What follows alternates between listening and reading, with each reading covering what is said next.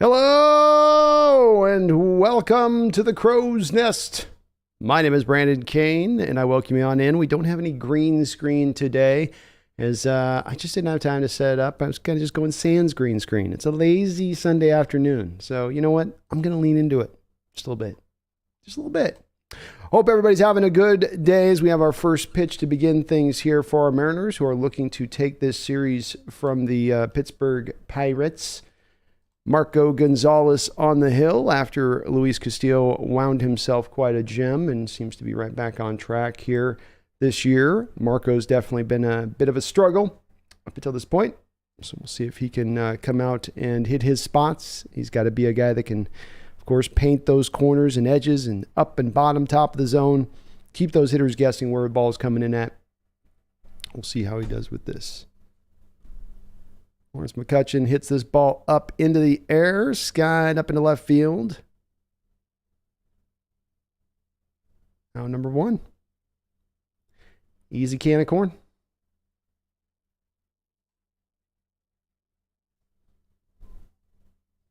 That's how we wanted from Marco today. Pitch that contact, nothing solid. So bring up Brian Reynolds. A lot of people were thinking maybe Mariners would be targeting Brian this offseason. There were some trade talks out there between him and the Mariners, I believe.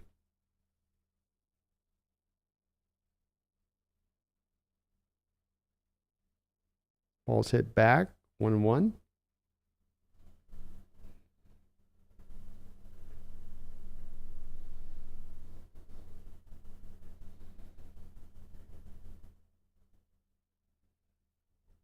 Reynolds is leading all the categories of the Pirates this season. Extra base hits, runs, RBIs. Check swing, 1-2.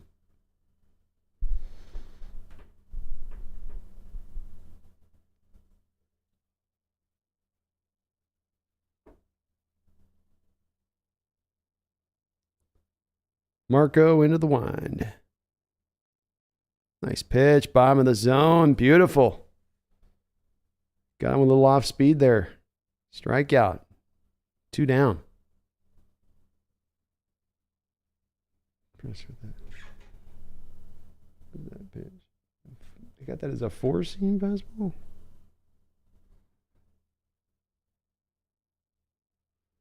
Looked like almost a break. He had some breaking movement to it. Another nice pitch by Marco. He's hitting his spots here early on. That's good to see.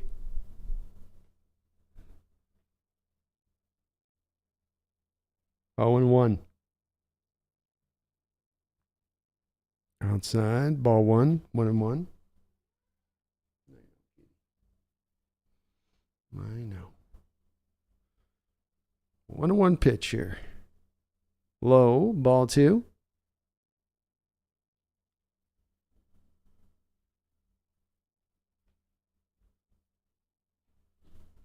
Come here.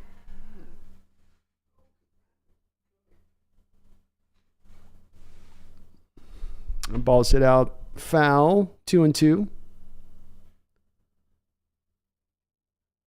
Connor Joe up to the plate and 250 on the year.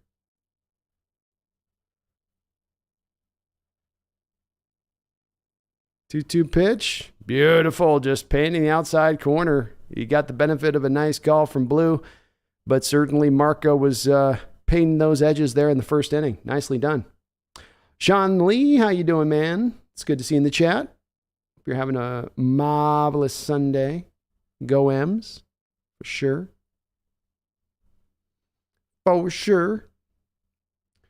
Good to see the team's kind of starting to round into shape overall. All right, the road trip got people a little bit antsy, but back on track here.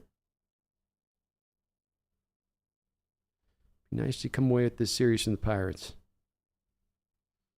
Kitty.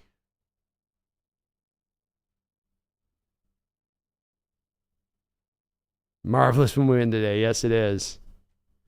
Yes, it will be. Hopefully Marco can keep pitching like that.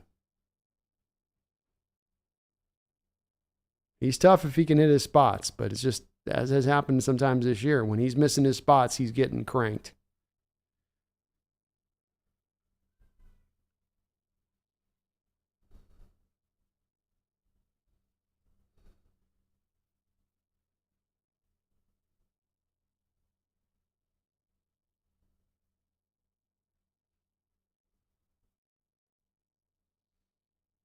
see what we got going here for the lineup for the Mariners. Crawford leading off. France first base.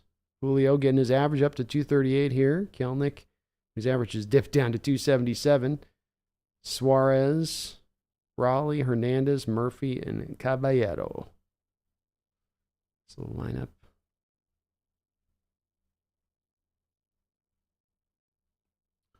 Crawford will step up to the plate, swinging a pretty hot bat lately overall. Crawford and France have both been doing some work. When the top of your lineup's doing work, you're going to score some runs, usually. First pitch foul back.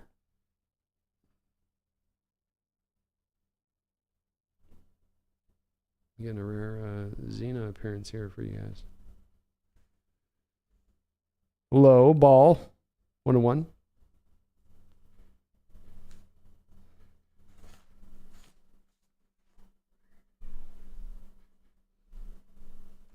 Ooh, nice swing there. Hit high and deep, but right at the warning track. Crawford just got a little bit underneath it, and he knows he just missed that one. He's been pulling the ball so well lately, and just got a dip underneath that pitch. Very nice.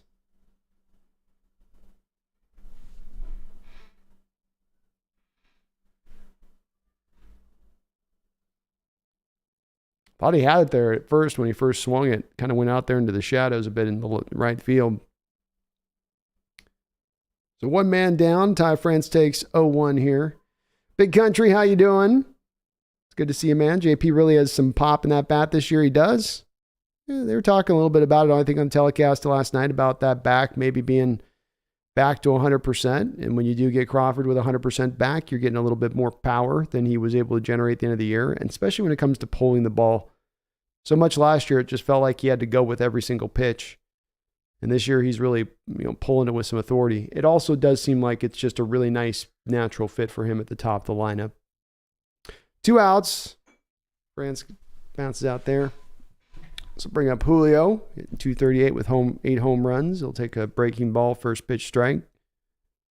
Julio 4 for 8 in this series.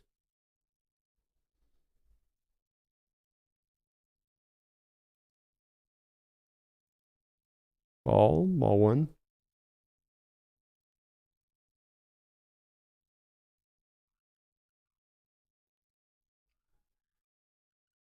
Julio took a vicious swing at that one, swung through it, 1-2. Seahawks 12th man, Julio bomb. He swung one. He swung for a Julio bomb right there. I'll tell you that. 1-2. Ooh, he gets on top of this one, sends it high and deep and deep and deep, and that ball is gone. Home run, Julio Rodriguez. Let's go. Julio got right up under that one, sent it to the top of the stratosphere. The fielder started as he was tracking the ball, not even on the warning track, kind of just still well in front of the warning track, then falling deeper and deeper and deeper and deeper, and the ball just kept carrying and carrying and carrying. Let's go. Julio. What's up, Randall? Good to see you in the house, man. I hope you're doing well. See if Jared go back to back here with Julio. Let's go. Nice swing there. It shows you that power, man. It doesn't look like it's necessarily a day there at the stadium where the ball is carrying tremendously well. We saw that on the Crawford swing. But Julio's got that little bit of extra to put it out there, man. It's good to see you though, Randall. And folks, I will be... we're going to do a double stream today, so I will be streaming the Mariner game today, and we'll be doing the Seahawks stream this evening as well. So I'll be back 5, 6, 7 o'clock tonight, somewhere in that time frame for show. Kelnick's got himself here to a 2-1 count. Been dipped down a little bit from his real red-hot start here to begin things is Jared. Still swinging a good bat, still putting good swings on balls. Check swing there. They say he went. Randall, Julio is starting to heat up. And if he can start to heat up with the way the rest of this lineup, I think will round out. This can turn into a very dangerous lineup. It can go from being a liability a bit at times to now being dangerous. It's always just around getting these little aspects of the lineup figured out. The DH, second base, center, getting all the outfield somewhat on a hitting within the realm of reason. Not some guy that's just dropped off and hitting it like an Mendoza line level. Great at bat there by Kelnick. Continues to show you that though the average may not be as hot as his start, he has still been right on top of it. Draws himself a 2-out walk here on Ortiz. Good eye. Boy, Julio took that ball at the top of the zone. Whew. It's so hard to get turned around on those pitches when they're that high at the top of the zone and somewhat a little bit inside. You've got to draw your hands in. Edgar Martinez used to be a master of it. But he was able to get out. Just shows you the bat speed there through the zone with Julio on that home run. 1-0 here to Eugenio Suarez.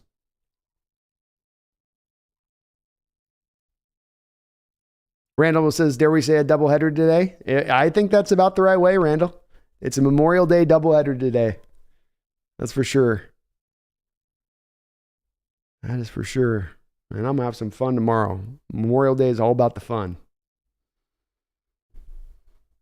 I'm going to go sit out in the sun and drink some cold beer, some cold, sweaty beer, and do a whole lot of nothing.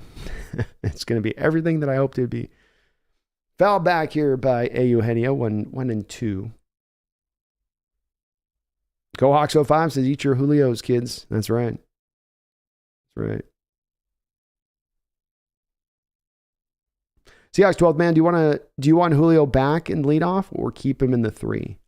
I like him better in the 3, Seahawks 12th man. I understand that he is dangerous when he gets on the base pads as far as potentially stealing is concerned. But I don't know that it's as big a deal necessarily. Let's unpack it a little bit. Number one, when your number 2 hole hitter isn't a lefty,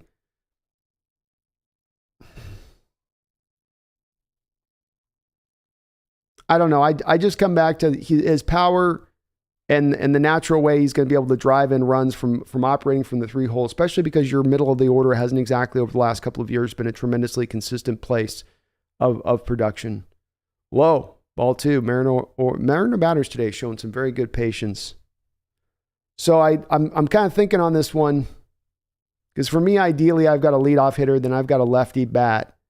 Especially a lefty bat with real ability to pull, because then you no longer have the shift rules really for the most part. Julio, Eugenio, another check swing. That got him a base hit last night.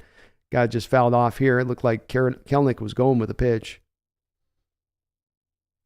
But then that used to be the old prerogative thing. You'd have a lefty in the number 2 as your hitter, because then he could drag to the right side and get some freebie base hits out there to right when the first baseman's holding the runner. I think Crawford looks so much more naturally suited at 1. Rodriguez's skill set is a natural to set him out in strike 3 there by Eugenio as he swings through the top of the zone on that pitch. But the Mariners are able to do a little bit of damage here in the first inning with 1 run on Julio's big bomb to left field. So I think you let it lie where it's at right now.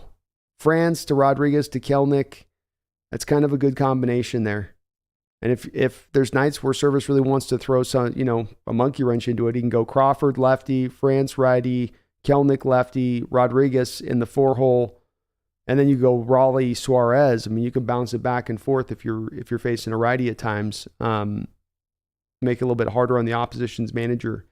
But I just like the lineup better this way myself. I really do.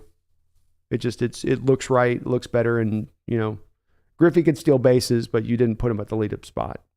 And I feel like we almost did that with Julio as much as any reason, just because you didn't have Crawford really commanding the role last year, maybe in light of those back issues as much as anything else.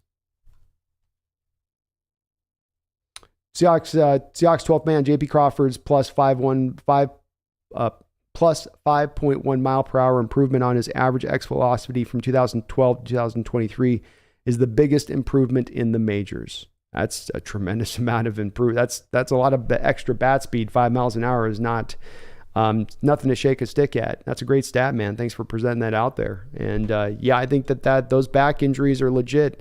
You can fight through them. You can play through them. You can do a lot of different things. But when it comes to torquing up your swing and putting the maximum, stroke out there that you possibly can to put as great a contact as you can, if you can't engage your whole core and engage your back fully to make that, you're not going to be able to swing fully. You can maybe put the bat through the zone and sort of drag it. But if we think back to those at-bats last year with Crawford at the end of the year, that's kind of what he was doing. He was sort of just dragging the bat through the zone, and then just everything was getting flicked out into left field. Just kind of a lazy, just little pop. And that's how he was kind of generating his hits. And he's such a smart veteran that he can make that work for him. But he's at his best when he's able to really, drive and pull the ball at times and make himself a full field threat as a batter. 1-1 here with Marco Gonzalez, who was able to quickly, they called that a ball. That looked like a strike to me. 2-0, I guess, here. That's low, 3-0. That second one looked pretty tasty. There we go, right down the middle. Batter was looking for a freebie. 3-1. That was the thing about last year, too, to Seahawks 12th man, is you had Crawford going through his thing. Ball 4. Then you had Cal Raleigh dealing with his, fractured finger that he was having to fight through the end of the year. And then you had Julio with his back injury. Hopefully they got a back specialist in that clubhouse now. So Marco, after having a real good first inning there where he was really painting his spots and really hitting his edges, finds himself now back in the first opening leadoff batter walk. See if we get back locked in here. That ball's hit hard, first pitch swinging, but that will be right at Teoscar Hernandez, who's on top of it for out number 1.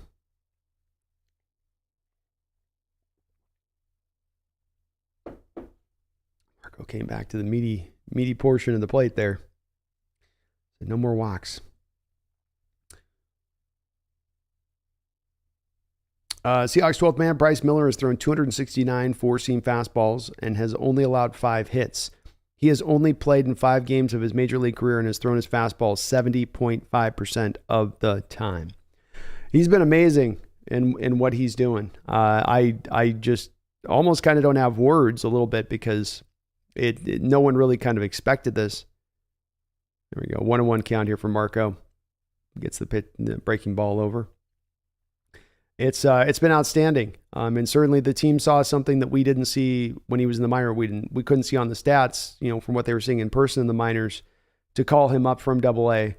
But he has been as dominating in his first handful of starts as any pitcher that I can think of in recent memory, not just of a Mariners pitcher or Mariners starting pitcher, but any in recent memory, period. And the fact that he's doing it with just that pitch, and the fact that he's doing it with the spin rate that he has, which is really the insane, where he's getting that movement off that fastball. Strike 3. Marco gets him sitting down. Good job there by Marco. Not giving in. Had him in a 1-2 count and still kind of nibbled off the edges there and got him to swing. So 2 men down. But he's been such a breath of fresh air to us too. It's so needed because you had somebody had to fill in for that Robbie Ray spot where you were going to have to maybe make a trade.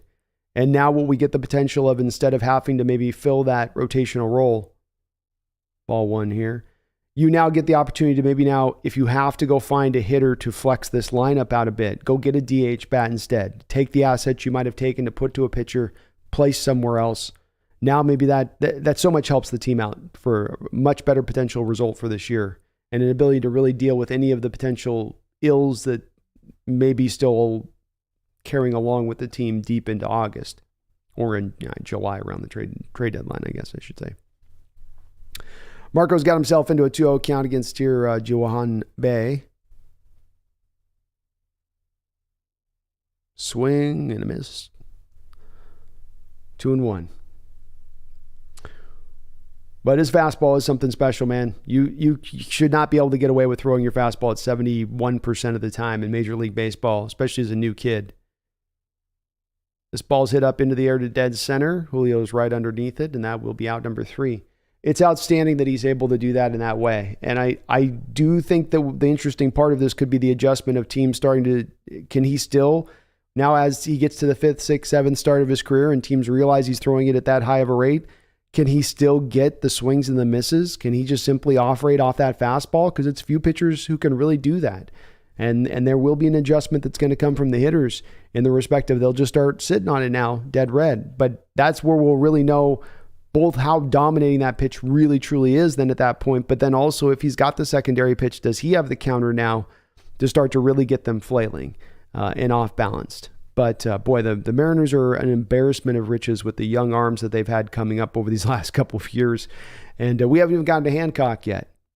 We haven't even touched on Hancock. And boy, will help so much more out for the future of this team and being able to build, not only like I talk about on the microcosmic level here for the trade deadline this year, but also on more of the macro level where year in and year out now, if you've got a rotation like this that is so well built up, you're set every year. You don't have to kind of deal with it. You're good.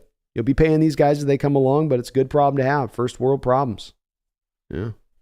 But he's been magnificent, Seahawks 12th man, and he keeps, in a lot of respects, he keeps your World Series aspirations alive. Not because Robbie Red was going to be that difference maker in your rotation in that respect of things, but because this frees you up to go get maybe a bat, and then also because he's going to give you the innings eaten up that you were looking to have filled once Robbie went down, especially looking at how Chris Flexen's and Gonzalez kind of for the most part too have just not exactly been on their A stuff so far. Mark Coppercorn, what are you doing, man? It's good to see you in the chat. Hope you're having a good Sunday. It's good to see you in the chat. Miller has a 2,600 RPM on his fastball. I low-key think he needs to add some of his other pitches like his slider because hitters will eventually know what's coming. That's my worry with him too on this. So like, it's great that he's getting that over. It's a fantastic stat. It shows you that this fastball is both legitimate now and will be legitimate into the future. And generating that kind of spin rate off of it, there's nothing tougher than when a fastball doesn't lose any of its speed, but then it's got movement. And so often that used to be what you have to do between the 2-seamer and the 4-seamer is you'd have to decide, let's take a backseat on my speed, but I'll get more movement here from this pitch. Cal Raleigh quickly 1-1 here in the bottom of the second. Mariners up 1-0. He's 3 for 7 this series. That used to always be what you'd have to decide as a pitcher. But now you have these guys that can stick with it and just roll with their normal 2-seamer and just they still got that nasty movement of a 4-seamer. And that's why it's just about impossible to hit when it's running up there at 96, 97, 98 miles an hour. So, okay, I can't touch it. Even at 95, 94, 95. It's just that's going too fast for that much movement. 1-2 count here for Raleigh. He fouls back. Got a pitch right down the middle of the zone there.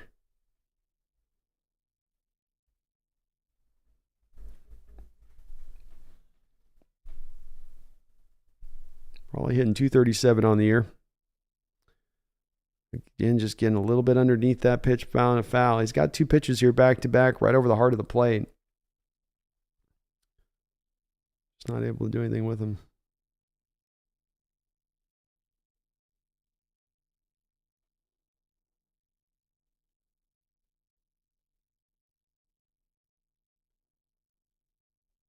See if he gives him a third pitch here. Got him to drag it over to first base. That will be an out. Now number 1 here. Raleigh tried to pull something. He needed to go with that pitch.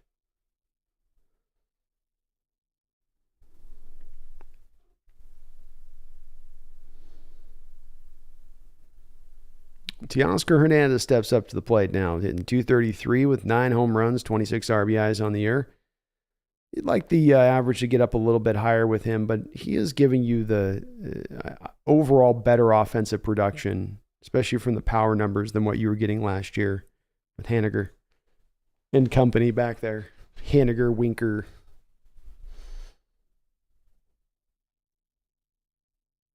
Last 15 games, he is hitting 276, so maybe starting to round back into more around those career norms for average here as the weather starts to heat up. 1-1 pitch here to Teoscar. He puts a good swing on this. Got a little bit underneath it, sends the back to the warning track, and boy, the Mariners have their 3rd hit of the game here where it's a deep drive. You see the expansiveness of that outfield there, don't you, on that? Because you can feel sometimes these hitters hit it. Crawford and Teoscar here, or when they first hit it on that pitch, they're going, boy, that's out.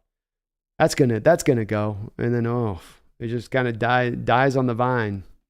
Withers on the vine. 2 outs now. Tom Murphy up to the plate. Big Murph hitting 220 on the year.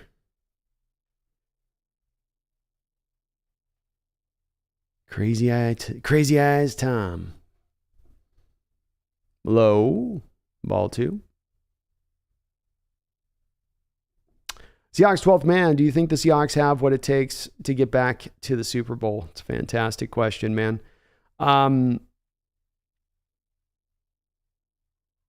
Do they have the talent? Do they have the, theoretical collection of the right players and the right chemistry, the good enough coaches to get there? Yes, they do. I think the question at the moment, and probably the question that I think you're asking in this realm of 12th man, is, do they have it to do it? And we got a 3-1 count here on Tom Murphy. Do they have the ability to do it this year? I know in the long term, they definitely will have that ability. Those young guys will get healthier, and Tom draws himself a walk here. Nice job by the Mariners, showing a little bit of patience at the plate here, the first time through the lineup. That's the key question to me. Of course, you've been watching, I'm sure, 12th man, the videos I've been putting out that have been around, offensively, here's what has to happen. We got to be a top 5 offense. Defensively, we got to be a top 15 defense. Special teams has got to be a top 3 unit.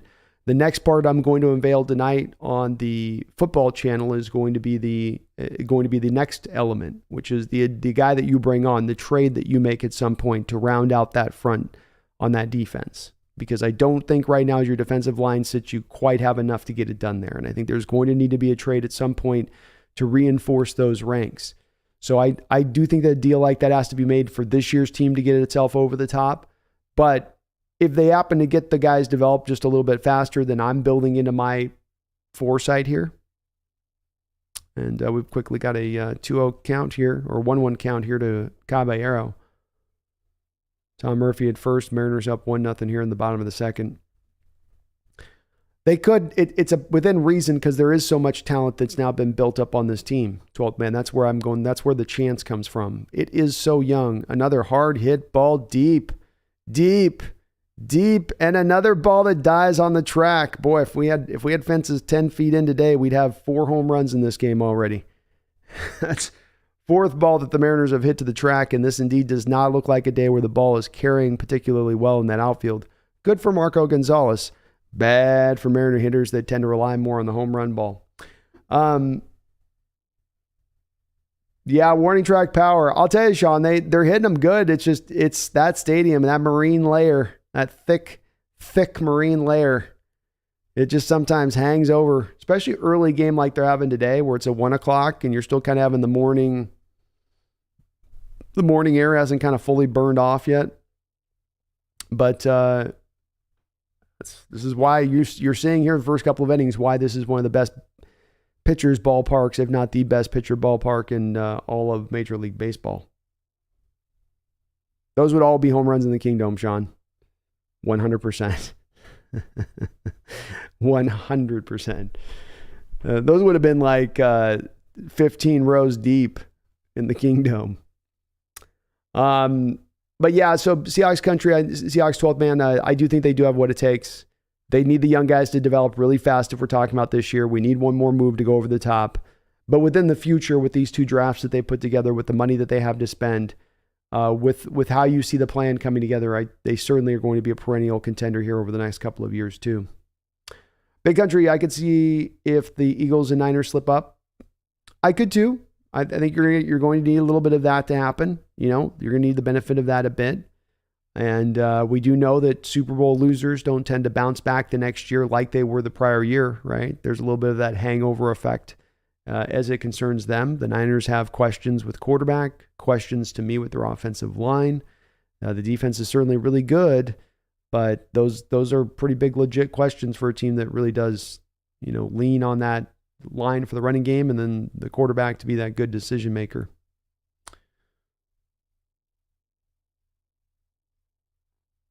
All right, Marco Gonzalez back out on the hill here for the top of the third. 0-1.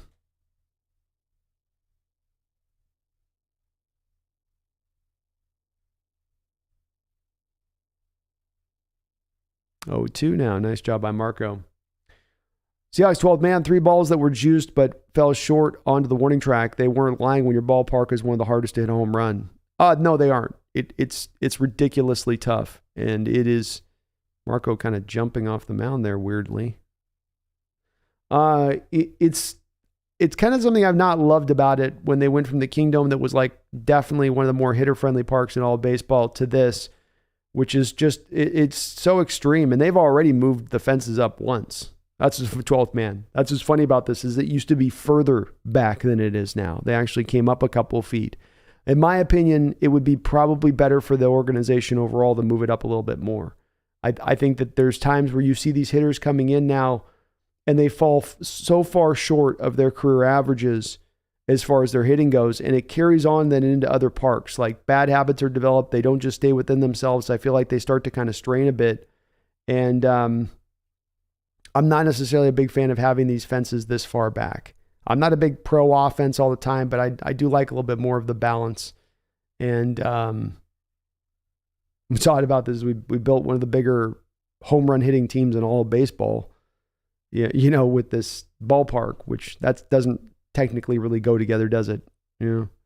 But I don't know. I don't think they'll ever move it in. They seem to really want it that way. And look, it helps the pitching. You certainly are able to develop your starting pitching in the arms a little bit easier, I think, when you have a yard that's this forgiving. Strike 3, Marco Gonzalez is dealing early here on a 2-2 pitch. He's getting those right-handers to swing out off at the breaking stuff off the plate, where they got no chance of laying any kind of solid contact on it. So probably getting some really good movement today on his pitches. 1 man down here, top of the third. Mariners up 1-0. First pitch swinging out into center field, and that'll be a base hit. First hit of the game here for the Pirates. It's a good solid stroke. Sean Lee says hitter parks are just more fun. They are, man. I do kind of like it. I miss the Kingdome days. I miss a little bit of the short stuff. I do. It just I'm kind of that way a little bit. It doesn't need to be full bandbox. It don't need to be Cincinnati. It doesn't need to be like Camden Yard. But give me a good in between. Yeah. Oof. Good pitch there by Marco. Didn't get the call. 1-0. Randall McDaniel home plate needs to be where left field is. It'd still be falling short, Randall. It would still be just coming just short. So true, though. Big Country says the ballpark's probably turn off for a lot of free agents. I would say so. I mean, there's so much. This has been out now. Ballpark's been around 23, 24 years. There's a lot of historical data to go off of here where you can look at it as a hitter and you go, look at all of these names of guys who were these kind of hitters. Then they came into this park and now they're those kind of hitters. And it all seems for the worst. Nobody goes from this place to Century, whatever, and they do better. Everybody goes backwards. And, think about it. If you have a swing where you're used to with your swing being able to like hit it like Teoscar did there, where, the pitcher leaves it up in the zone. I get on top of this hit. I'm going to be able to hit this 355. I ain't going to be able to hit 370, but I can hit 355. And now that's taken out of your game. And now that now you have to suddenly kind of alter your stroke. And I don't know, maybe guys just don't alter very much once they get the pros now, even in coming into the stadium. But the bottom line is it's created some problems. Got 3-2 count here for Marco, who's got 1 man down, a runner on first. And he misses outside, and that'll be a walk.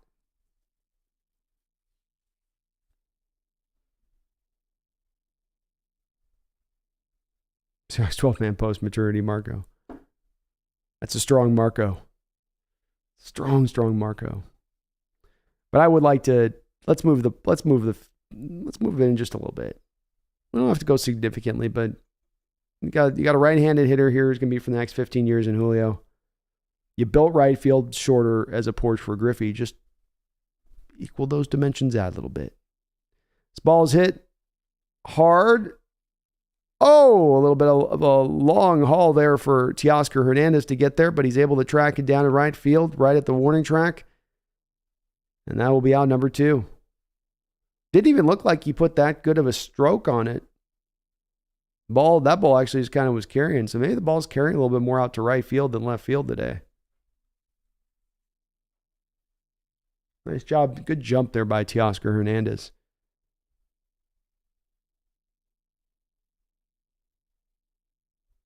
Sean Lee says, just look what happened to Adrian Beltre after he came here. Numbers went way down. Oh, they did. And I think you mentioned a very good example with Adrian Beltre, because you could take a guy like Richie Sexton, in first and third down, 2 outs. Ball 1. Marco's got to get that ball down just a little bit lower. He's starting to kind of elevate his pitches a little bit here in this inning. Get it back down to where you were at the bottom of the zone for the first couple innings here, Marco. Elevated again, fouled off, and Connor Joe had a real good swing on that one. 1-1.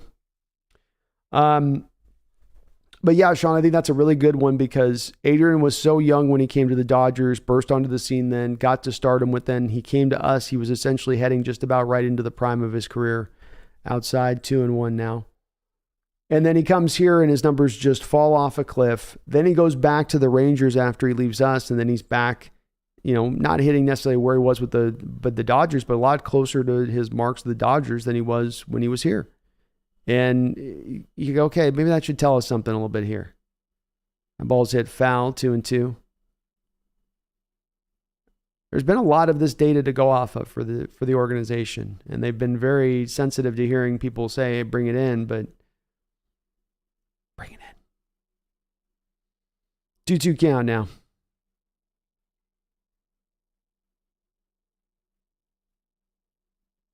Hit on the ground, a second. Cavario up with it, and he'll throw him out.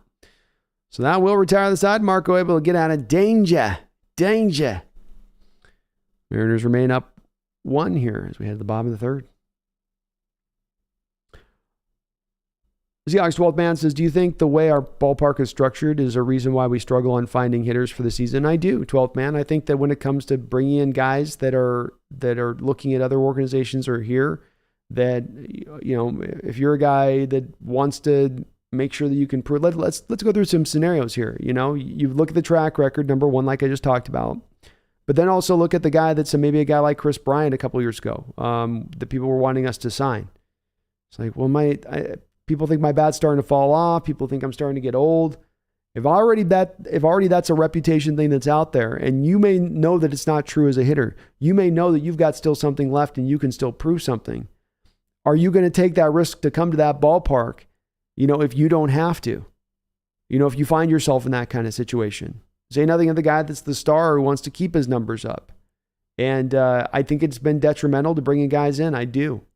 And I would just say to those who say it doesn't, how can it not?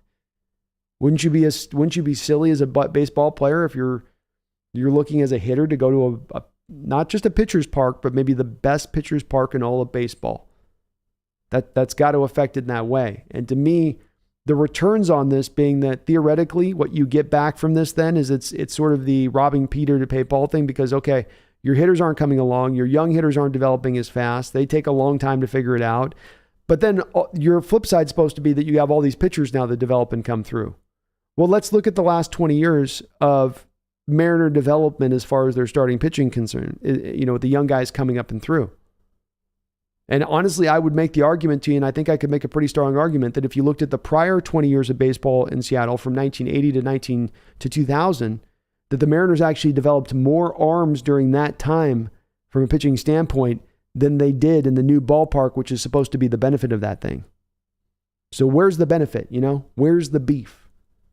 Is all I'm saying. Crawford up to the plate now. He quickly draws here a 2-0 count. Crawford flew out in the first.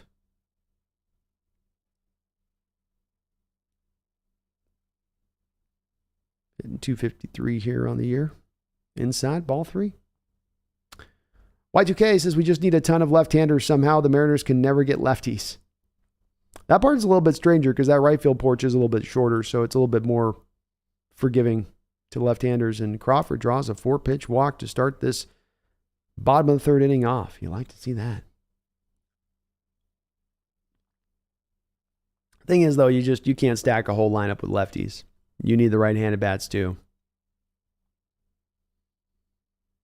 It's hard to find those lefties. Voodoo Magic Best Hitters Park, Colorado, Baltimore, Houston.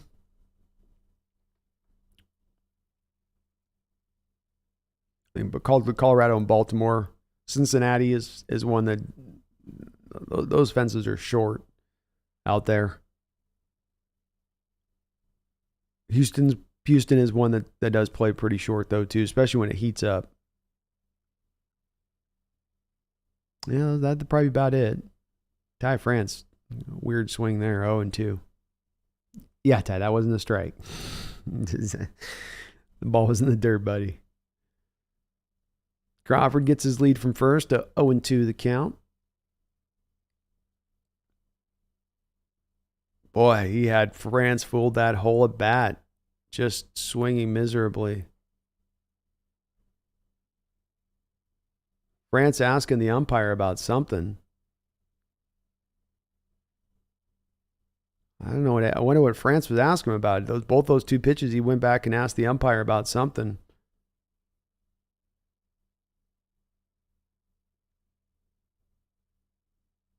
Catcher interference? Oh, did he hit the catcher's helmet? Maybe that was what that was. He might have just slightly nicked because the catcher's leaning down to pick up the ball that's in the dirt. Julio, first pitch swinging here, 0-1. Rodriguez with a meat bomb in the first inning. Gonna put the Mariners up 1-0. In Boston came to my mind two big countries. Certainly when it comes to the Green Monster, that's a very pro hitter. That right field's a little bit deeper, though. Right along out there to the pesky pole. Like, that right field can get right field and center in that park can get a little bit difficult to deal with from a hitter standpoint. But it's more pro hitter than pro pitcher, I would say. You just got to be careful pitching in that park. Got to be so careful. Julio swings through that pitch, 1-2.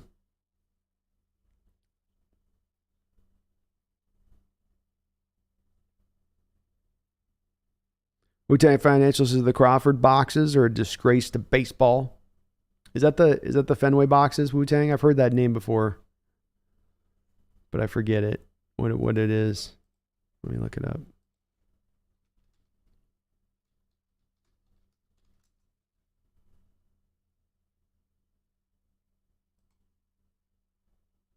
Julio fouls it off there. Oh, I see what you're talking about.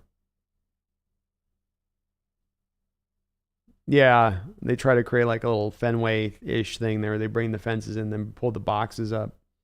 But unlike Fenway, it's not very big, so stuff's going to clear out over that fence. It's part of why that park's just, not a fan of that. 1-2 count here to Julio. Julio, nice job of hitting there. Back to the right side. He's going to get a base hit.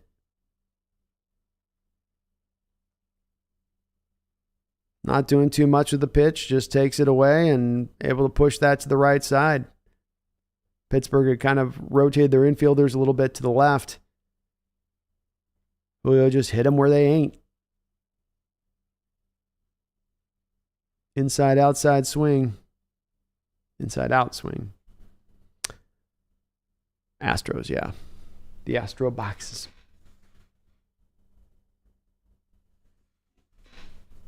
All right, Jared Kelnick up to the plate with one man down. Takes the first pitch, breaking ball on the outside part of the plate. Strike one.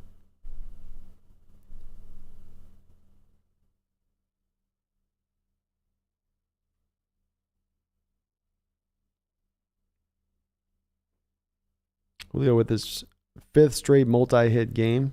He is on fire. The ball's bounced in the dirt by Ortiz. 1-1. Not looking to give Jared any fastballs here. Kelnick walked in his first at bat.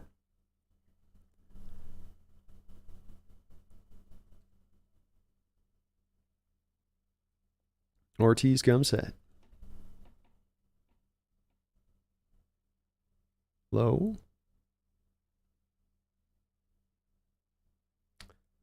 The 12th man, Jose Caballeros, the second Mariner with a home run and 3 stolen bases in the game. Mike Cameron, 5/16/2002 at Toronto was the first. The second, I guess. The first since he did it. That's a cool stat. Cabe's been, much like Miller, just what the doctor ordered. You have this desperate need and no real clear pathway to get it figured out. Just look at Cold Long again last night, just flailing away. Kelnick's got himself here into a 2-2 count. It's got to be looking breaking ball here. Got to be looking breaking ball. How can you not?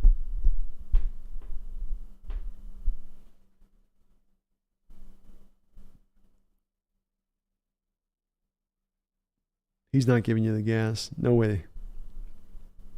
He's going to throw you that big overhand breaking ball again. He did. Oh! Kelnick didn't swing at it. The thing broke through the bottom of the zone. Nowhere near a strike. Strike 3. Blue missed it there. Robo-ump. Robo-ump. Come on now, Blue. It wasn't even bending that much. It was like a breaking ball with no movement at the bottom of the zone that just snuck right. Yeah. And he's going right back to it. He's just going to keep pounding the zone with those sliders on these Mariner hitters. Ortiz not one to give in or hand him any fastballs. Suarez up to the plate in 218 with 5 home runs on the year. He's 0 for 1 with a K. Swing and a miss. Quickly 0-2. 2 men down. Mike Cameron was a good dude, Wu-Tang. He was a good man. Didn't he almost have 5 home runs in a game too? Like, wasn't it where he hit 4 and then the 5th swing he put a great swing on and almost put it out, just barely missed it like dead center. Chicago. 0-2 count here to Eugenio. Inside, ball 1. One nice thing here is that they have gotten Ortiz to have to at least work a little bit.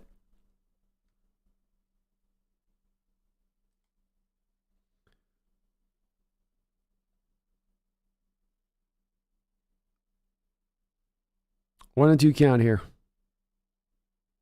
Suarez hits it right straight up to dead center field, and that will retire the side. So Mariners threaten a little bit here, but not able to get anything really done, and that will end the third with them remaining on top 1-0. Yeah, I think that was the Cameron game where he hit the 4 home runs, and then the last at bat, he comes up, and he hits it right on the button, but he just to the deepest part of the park, just missed it. Big Country said the ump last night was pretty bad. He missed at least 20 pitches. I'll tell you, the last game that I streamed to Big Country, I was really unimpressed with what I was seeing from the ump there as well. I mean, I don't know how long they need to test out this robo stuff. It's like the lasers aren't getting any better. They're not getting any straighter. You know, does it work or does it not work? And umpires just miss a lot. Weird thing about these umpires now in this day and age is they used to miss and they used to be at least consistent with where they'd miss over a game, so you could adjust as a batter. Here they'll just miss randomly. Top of the zone, bottom of the zone, outside. Just some randomly, oh, I just didn't see that one. You've called that a ball 35 times through this whole game. Why now suddenly a strike? I guess the spin rate.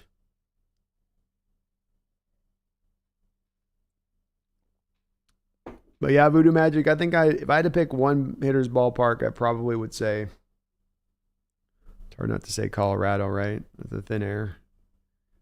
But I think Baltimore or Cincy. Feels like pop-ups in those stadiums go for home runs.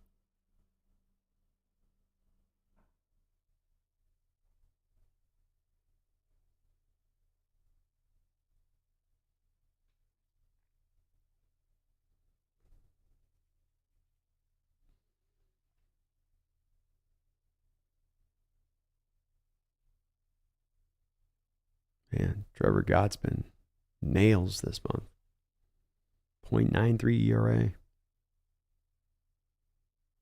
Oof. Murphy held the call there for Marco to begin things, and he wanted to strike. Got a ball instead. Marco's going to go right through the middle of the order lineup here with Pittsburgh this inning. High, ball 2. Carlos Santana, familiar face up to the plate here for the Pittsburgh Pirates. Got his average up to 259 this year. We could have used that last year. Strike, 2-1. Of course, it's the National League. Yeah, he hit 229 for us last year. So we can get a pitch out of the zone. This will be popped up right straight away there to Julio Rodriguez, and he's got it for out number 1. Nicely done. So we got the Mariners coming up here with the Yankees at home Monday, Tuesday, Wednesday. Probably be back streaming live, I would say, on Tuesday. Then we got Thursday off, and then I'll be back on Saturday. So the next stream dates, I'd say, are Tuesday and Saturday at this point. Right? Tuesday, Saturday, Sunday. That's what we'll shoot for at least. Rodolfo Castro, first pitch swinging, sends this a mile into the air. Kelnick under it, fighting with the sun a little bit, but does get the out for out number 2. Voodoo Magic says, yep, has to be Colorado. Russ be taking some big hits, laughing out loud. Yeah, he does. Yeah, he does. That's where all the aging quarterbacks go now, Voodoo, to get the last of their careers out, because if they got only a 50-yard arm anymore, and then it gives them a 60-yard arm, you know. It helps them elongate out their career with it. But yeah, that thin air is no joke. They've tried humidifiers there and everything. This ball's hit up into the air, straight away to Julio Rodriguez, and Marco Gonzalez has himself one hell of a fast, fine inning of work. 1, 2, 3, the Pirates go down. Only one hit here through 4 innings for them. Go to the bottom of the 4th, see the Mariners can get a little bit of distance. Y2K says, I feel it should improve our team via trade, like just a solid bench player would go a long way. I think so. I think Dipoto does have a little bit of with Caballero and Miller's development, he has the benefit here to take a little bit of time and wait this out for a little bit to see how stuff settles in fully for this team. Kelnick, Teoscar are fine with Julio in the outfield. You're good there. France is settling in. Crawford back in form. Eugenio, you'd obviously like to have him up over the 216 mark, but you knew what you're going to get with Eugenio. You know, he's going to hit 230 on the year. He's going to hit 30 home runs. He's going to have some good doubles in their power too. He'll have a pretty good OPS. That's just not pretty good, but an all right OPS from third base. And he'll play good glove. To me, the part you're not sure about is DH and second base. DH is the one spot that to me might be the place where you could go and really find an upgrade and do some damage on that one, because you don't need the guy to play in the field. You just need a bat at that point. Who that is, I'm not sure at the top of my head. I need to probably do a video on that and take a look at that. But I think the bench will be okay. Myself Y2K when it settles in at the end of the day, because you will have still Cold on the bench as a lefty to bring off, whatever that's worth. Haggerty will be back in there. You're getting Evan Moore back into the realm of things to help you out as he does.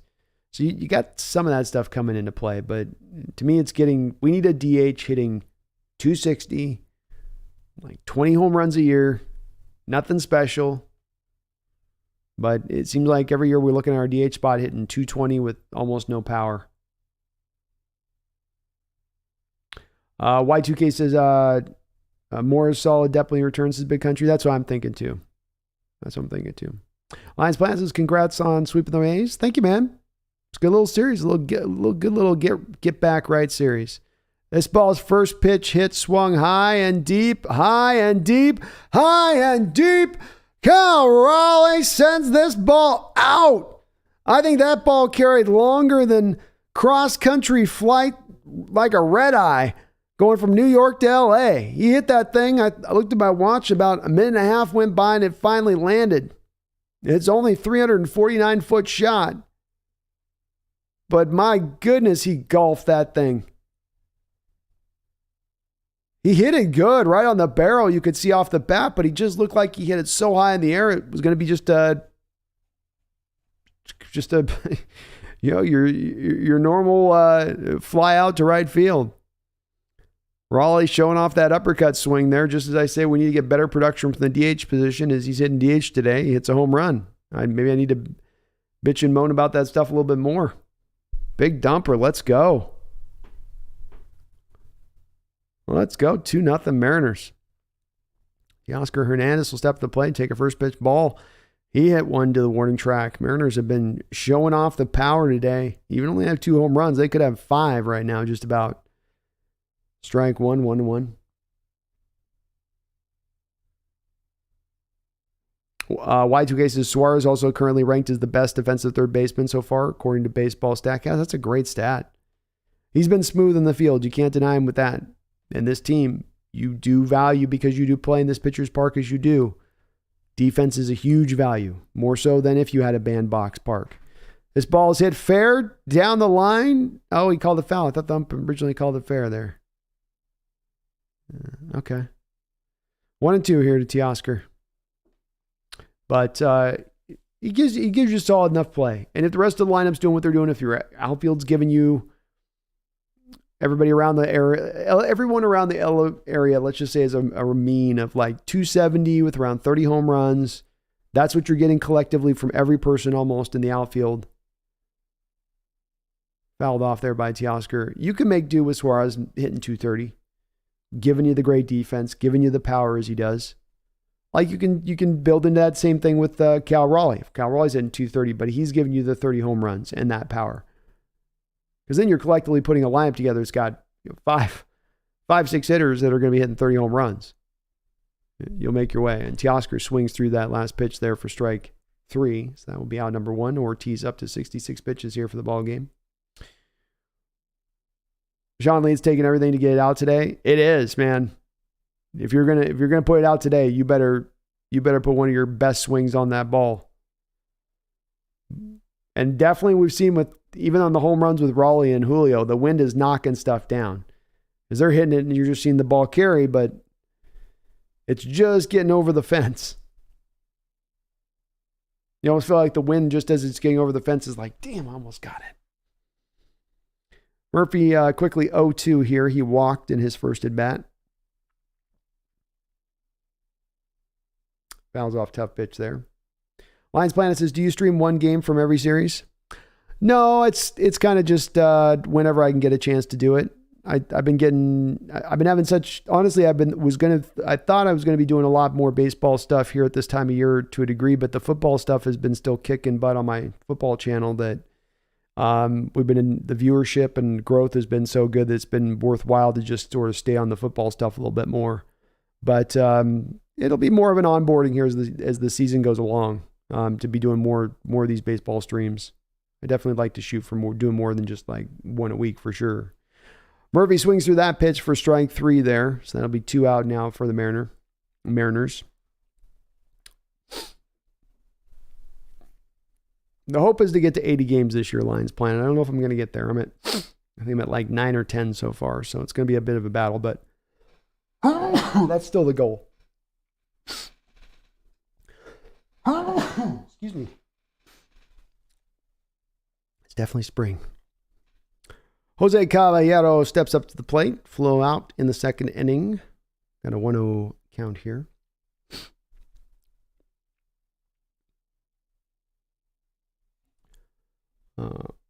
Y2K says, what would it take to unload Marco plus Robbie Ray in the offseason for when we get Shohei and have the best starting 5 of all time? You're not getting anything back for those guys. You're offloading salary at that point more than you're doing anything else. You're trying to create salary room, move these guys for a bag of chips so that you have the money then to theoretically pay for Shohei if you want to at that point. Which maybe that's something that's in the plans or in the cards or something that they're intending to do. They're going to have the money to do it. And I'm sure they're going to be in an attractive place for Shohei, being still very close to the coast so that he can get back to what he wants to, get back to the home country. Yeah, the allergies got me all of a sudden. I don't know why. We've been going back from really warm weather here to like showers and then hot weather, so it's been the perfect to create pollen.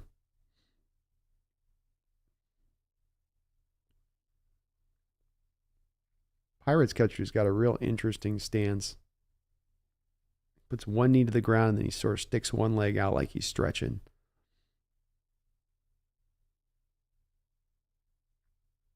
Strike 3 on a 3-2 pitch to Jose Caballero, just looking at the breaking ball.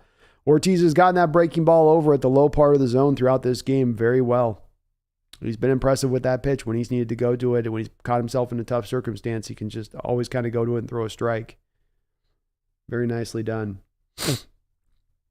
Y2K says, well, you might have to trade up. Big Country says there's no second baseman out there to trade for, really, but there would be a lot of options for DH. Springer would be great. I'd love Springer. It'd be awesome. I agree with you. I don't think your Big Country going to be able to, for the same reason that we had to kind of settle on Colton Wong this offseason. Second base is not a tremendously, I think, deep position within baseball right now. And you're just going to have to get by. Luckily, if Jose Caballero can hit around 270, play the defense that he's played, bring you the speed on the base pads that he brings, you're feeling okay at that point. And like you said, DH is one place that you can tend to find a fix there. And the high water mark here for the DH position over the last couple of years has been tremendously low. 220 with about like 15, 16 home runs on the year, which for the DH position is piddly, minuscule. Y2K says, well, you might have to trade a player to get rid of both. Sadly, the Ray injury makes it tough. It does. That's where you're not going to, because you still owe the contract. It's guaranteed. You're just not likely to be able to really move him and get anything for him. You're just going to, it's a bag of chips. But if you're getting Shohei Ohtani, you have no problem with offloading the bag of chips. You know, there's no sunk cost to you. There's no like lost cost to you. It's just hey, we've upgraded the position. We didn't have to trade for Shohei. We're just going to pull him in at that point. But those pitchers, after they come off major arm injuries, are certainly not going to get you any value back in return.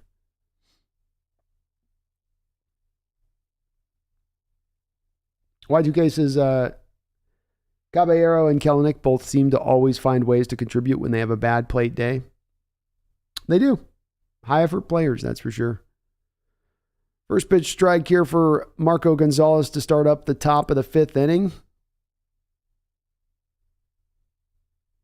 Juan Bay up to the plate. Lefty on lefty here.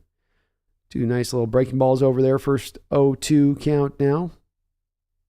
Marco getting kind of only 56 pitches for Marco here through 4.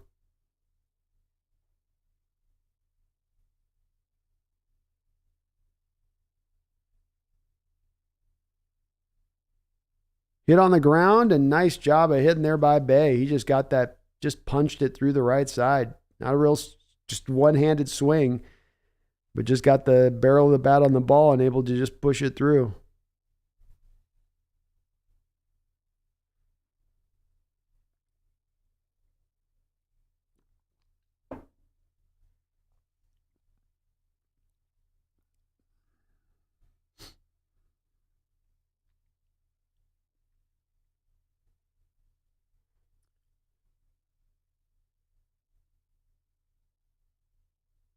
A bunt attempt there by Chris Owings. Interesting. 0-1. He wasn't committed to it. He had a pitch he could have bunted, and he drew back a little bit. Is he going back to it again? Swing, foul. 0-2. Y2K says, have you ever looked up how many guys Winker threw at last year? It's hilariously high because everyone knows he has no arm, so he got tested constantly. I haven't, but that adds up. When you say he has no arm, I mean he had no arm. He had like a Tebow arm. 0-2 pitch here for Gonzalez. And he buries one outside. He's like, he knew what happened last at bat. He's like, I still threw a strike on an 0-2 pitch last time. Let me make sure I can't get him to wave at this. Nice double play ball here. Be a beautiful thing. 1-2. Hit up in the air. Teoscar giving chase. And that will get back into the stands. Or just couldn't quite get to it there.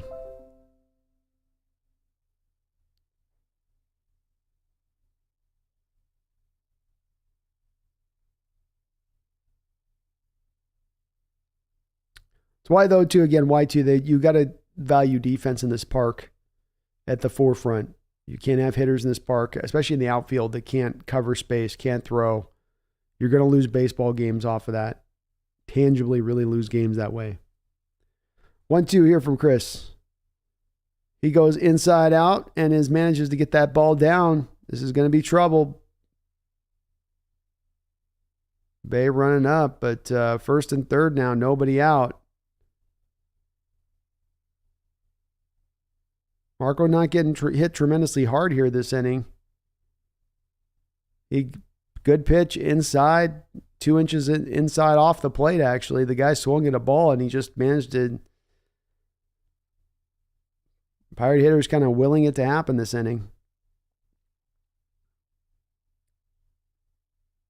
So bring up the 9th hitter in the order, though. Austin Hedges. Strike on a breaking ball.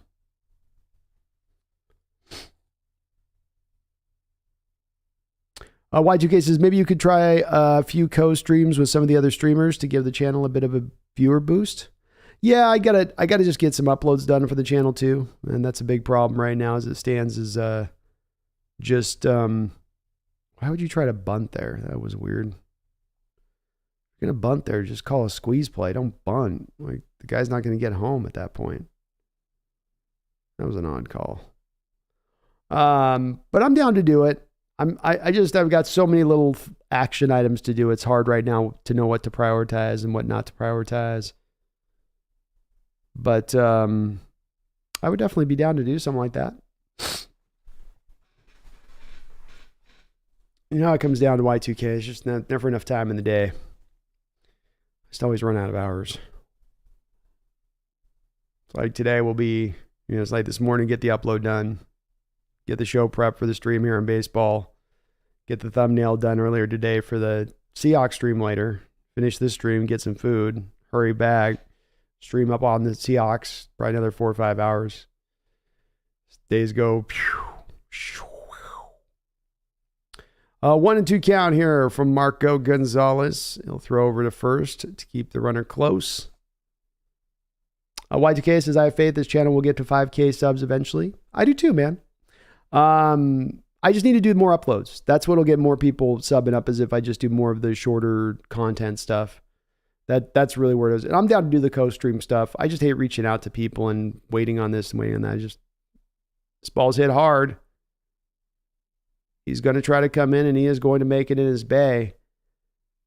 Good speed on the base pads there that got it in. Kelnick made a nice throw, but just too good a speed from Bay to get through. So 1 man down. Runner does hold on first. Just enough depth there. Just enough depth. But yeah, I'm down to do with other streamers. I'm definitely down. I always feel weird with reaching out to guys that have more subs, because it's Y2K. It's what people will do with me at times on my channel, where I will see people reach out to me and they have, they basically have just created their channel, and then they want to come over to then they're like, hey, do come do my channel thing and then promote it on your channel. And then I don't like that. You know what I mean? Like, I think you got to kind of earn your stripes a little bit, before you can pop up and be like, oh, I'm going to, you shouldn't try to, like, I don't like piggybacking, I guess is what I'd call that. And because I didn't have any piggybacking I could really do,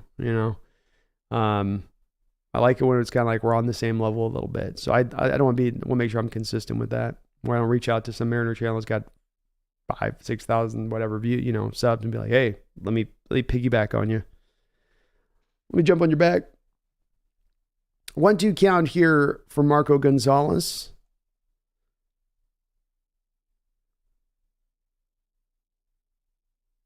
This ball's hit right to Teoscar Hernandez, and that will be out number 2. Let's go, Marco. So he can get himself out of here after it looked troublesome to begin things here very quickly. But we'll get there, Y2K. We'll get there on that 5K. No doubt about it, man. No doubt. We'll be up. I'm sure we'll be up by this year over 1,000. And then once we get to monetize, then I'm able to really cook. Because that's part of the issue right now, Y2K, is that, I got to do the Seahawks stuff because that's the monetization. Like, that's where I make my money. Whereas this is not making any money right now. So we got to get it up over 1,000, then I can at least validate that a little bit. To put the more work in, It's a process. Brian Reynolds up to the plate. 0-1 here on a foul. Come on, Marco. Get up out of this inning, bud. Such a beautifully pitched game here today. Y2K says that makes sense. Don't want to mooch off someone or whatever. Yeah, and it's just, I do get a lot of requests for people, and I don't mean to just turn it down. It's just, I only have so much time in the day, and if I answered and went on every channel of every Hawk channel that was just creating their channel that wants me to do the things, like I would never be on my channel. This ball's hit up in the air, sky high. Looks like Julio's going to come in, and he's going to gather it up. And that will be out number 3. So Marco Gonzalez gets himself out through here. 5 innings of work, 3 hits, 1 earned run, 4 Ks, only 2 walks. After having a really strong performance against Oakland. Oakland's the get-right team, right? That's the get-right.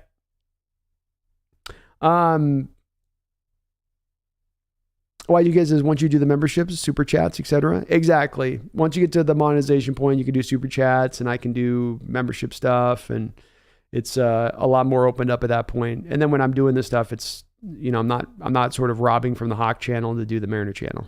That's the main key. Is I just don't want to have one have to sacrifice to the other. But we'll get there. And I knew it was going to be a process to do it because it was going to be a side thing, Y2K, and also because Seattle's kind of getting back into their love of Mariner baseball again, Town's kind of waking back up to it a bit. They got that hockey fever in the brain. Goleta Renner says, what did Julio do so far? Oh, he's played pretty solid outfield defense. He hit a home run that was absolutely hit right up at the top of the magnetic sphere of Earth. And finally came down just over the top of the fence. He also had a base hit out to right field that he was able to fight off a pitch, just find a hole where they weren't. So he's played pretty good defense, got a couple base hits, 5th multi-hit game in a row. But Julio's definitely rolling. Mariners would have had about 5 home runs in this game if the park wasn't playing a little bit to its traditional norms today, being that it seems like the wind's knocking things down, or maybe just marine layers a little bit extra today. Mark, thank you for reminding me of that. Please do hit the like button and do sub up if you're not already. I would really appreciate it. It does help this channel grow tremendously. Wu-Tang says the Angels really about to get swept by the Marlins. Good for us. Very good. Very nice. Very nice. All right, JP Crawford up to the dish now. Crawford 0-for-1 with a walk. Ortiz bounces that breaking ball up at the plate for 1-0. But no, don't worry, it's Y2K. I love doing this, so it's all good too. Base hit out there to right field by Crawford. Continues to swing a good bat. Showing off that pull power stroke there. Nice base hit by JP. Looking cozier than a sofa there in that leadoff batter roll.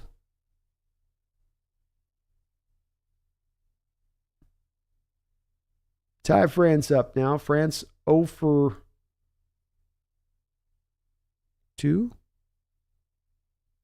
Ball outside. He's got a ground out and a strikeout. He had a miserable bat last at plate.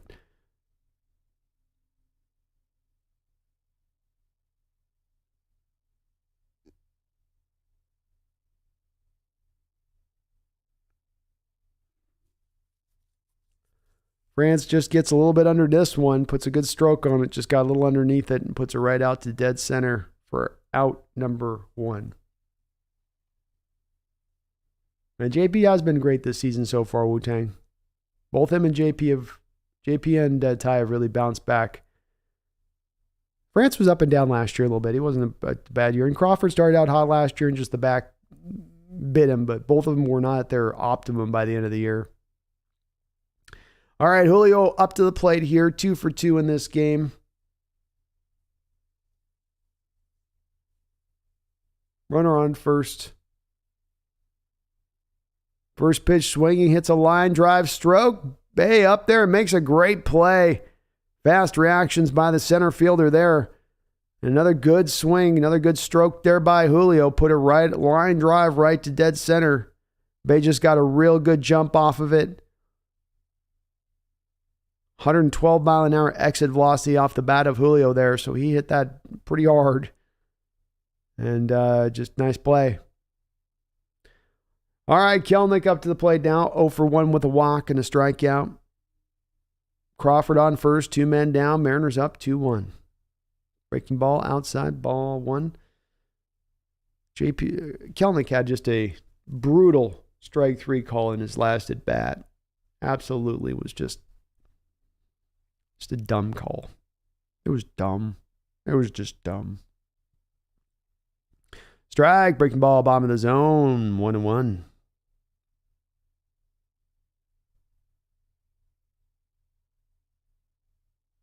Y2K says, good thing we didn't sign any of these shortstops. I know. DePoto's been very smart, in my opinion. I know the Ray thing's been the one that's been maybe a blemish on his record of recent notes, but what he's done and how he's done his business, even if it's not been moves that have been working out in full or worked out partially or didn't work out at all, at least I think that there's been an intelligent approach applied by DePoto throughout this process over these last few years. And that continues on. And it's about as much in baseball, it's even more so at times. The moves you don't make, it is as much the moves you do make. 2-1 here to Kelnick. That ball goes to the backstop, wildly overthrown. And J.P. Crawford will get into scoring position here in second. That was one of those wild thing throws. Suddenly turned into Charlie Sheen on the mound. Gulietta, number 44, hitting hard, hitting again. He is. Everything coming off his bat's jumping off his bat. And he's starting to see things a little bit more clearer than we were seeing early on in the year. Kelnick now gets ready to go. 3-1 pitch. Hard hit down the line. This one's going to get into the corner.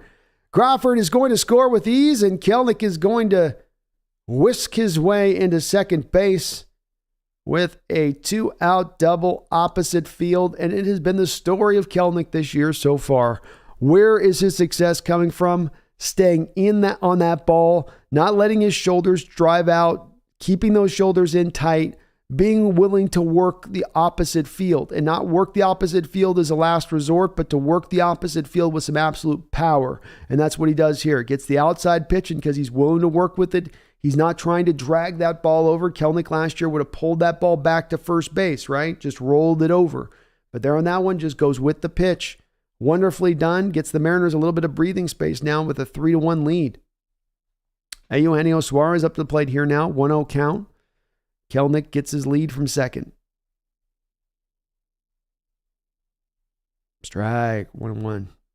Ortiz up to 89 pitches here for the game.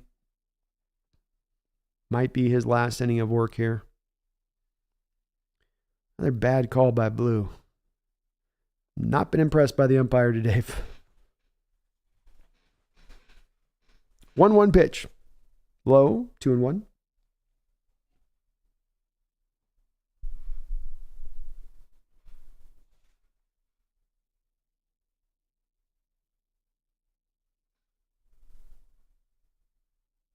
See if he comes back fastball finally here.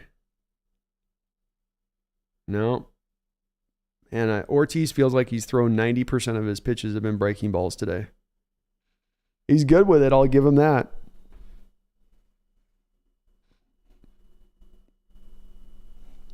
He's hitting the zone and hitting his spots and staying low in the zone. He's not hanging it. 2-2 pitch. High. He's almost got less control of his fastball than he does his breaking ball. 3-2 count. Bottom of the fifth inning, Mariners up 3-1. Outside. Nice walk there by Eugenio. That's such a smart walk by Eugenio because here's the thing with that is that last pitch, if you're watching, was in the same place almost as the first pitch that the umpire called a strike, but was a BS call. And Eugenio, rather than adjusting the going outside of himself and swing out, and say, well, the ump's calling it, so I guess I got to swing out here at this stupid pitch. He said, no, not doing it. Not doing it. I'm going to make you call a bad pitch. I'm going to make you make a bad call twice in one at bat, Blue. And Blue was not willing. Bizarre says, come on, Pirates just need you. 1 + 1.5. They'll get one more, man. Marco's not keeping them the one run through. They'll get one more. Unless you get to the Mariner bullpen, then it's Bombayero time.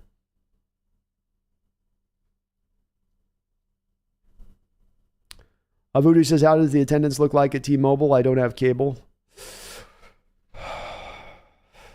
It's looking like 70%, 65 to 70% today. But it's Memorial Day weekend, although, actually, you know what? No, we're a good 80, 85.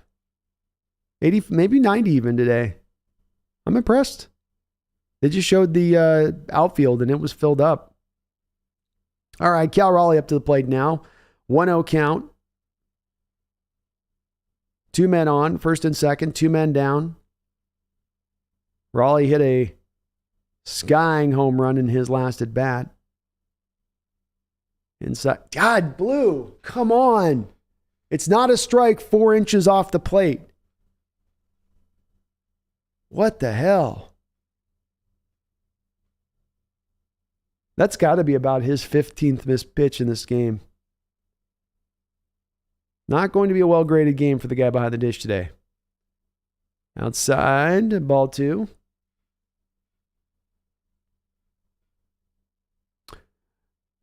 Seahawks 12 man says, oh boy, if it wasn't for Kelnick staying behind and working on his swing, he probably wouldn't be here. Shout out to JP2 for adjusting his swing. Absolutely. Kelnick put the work in, and I think that was never a matter with Kelnick. He wasn't going to put the work in. It was just, when's the light bulb going to go on? And usually you get a guy with that much talent who's got that good a work ethic, the light bulb will come on. You don't necessarily know when exactly, but it's going to happen when those two items kind of come together in that way. 2-2 count here to Cal Raleigh. 2 men out. Yeah, they're not showing the third deck there, Voodoo, but at least the first 2 decks are pretty much fully full. Bright day out there at T-Mobile. Raleigh fights off a tough pitch inside. 97-mile-an-hour fastball in his hands. Gets that knocked foul.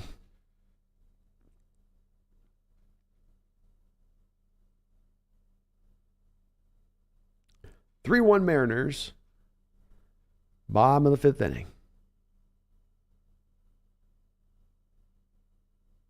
Come on, Big Dumber. Oh, hits it on the ground slowly. Picked up by the third baseman. He'll rifle it over to first base, and that will be out number 3. Mariners go down, but they are able to add one more run. 3-2-1. Mariners, as we will now go into the top of the 6th. And I'm going to get myself some coffee, and I'll be right back.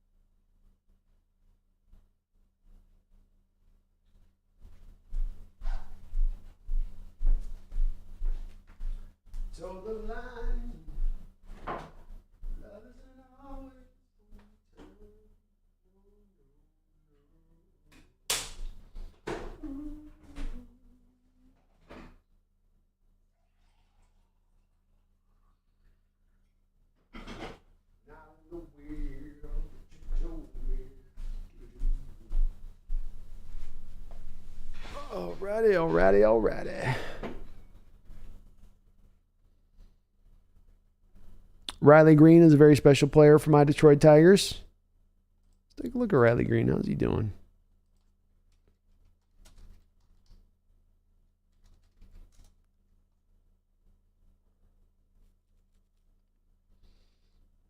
Yeah, he is a good player. Baseball Reference has to say. 2 years in the league.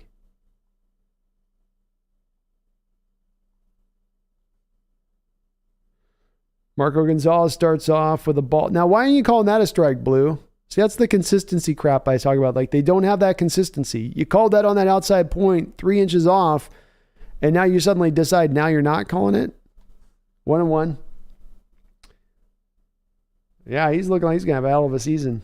292, 5 home runs, 9 doubles already, 791 OPS. This ball's hit on the ground. Crawford's got it. France has got to pick it, but he is able to pick it. Out number 1. Marco continues to roll on through here.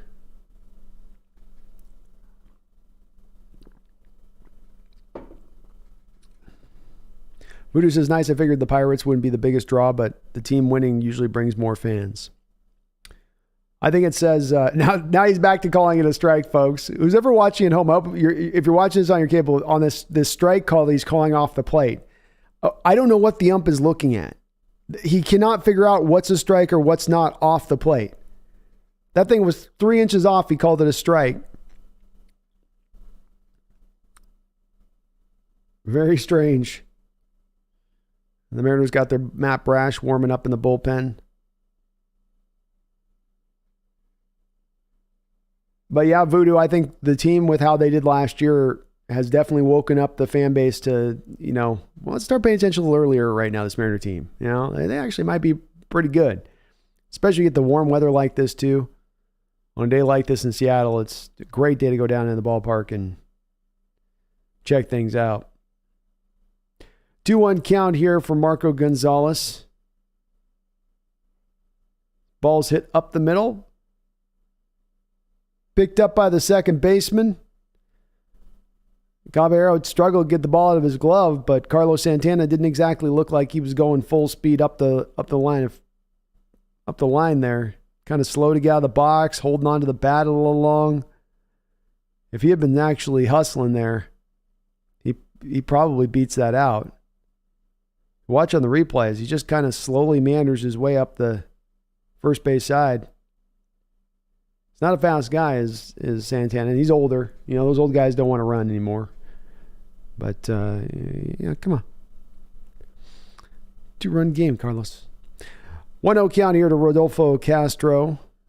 Swing and a miss, 1-1. Gonzalez got a lot of swing and misses today with the bats of the Pirates. Kind of unusual for Marco. He's usually a pitch to contact guy.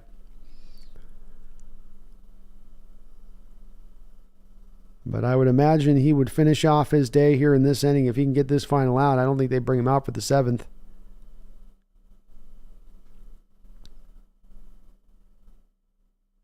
Outside, ball 2. Seahawks 12-man, Los Palmeros is coming. I think it is. I think Service goes, look, you give me 6 innings, Marco, I'll take care of the rest. That's plenty good. This ball's hit back, foul. 2-2.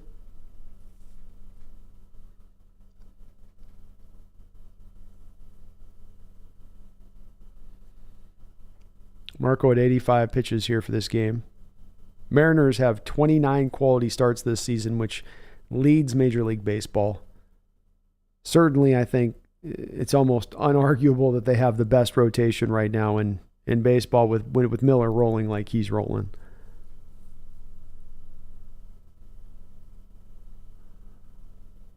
Two count. Castro staying alive here. Couple fouls. 0 for 2 today. Marco tries to get him to chase outside. That'll be 3-2.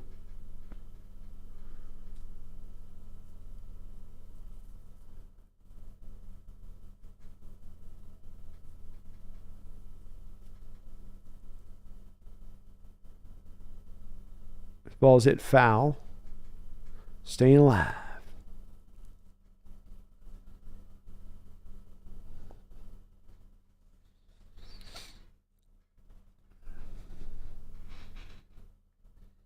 Two outs, top of the sixth. Mariners up 3-1. Foul again.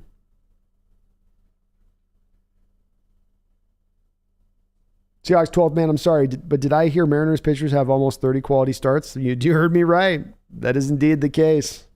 Leading Major League Baseball. It's the part for folks that get worried about the bats from time to time that I always try to assuage a little bit of those worries. And Marco walks, 2-out walk here.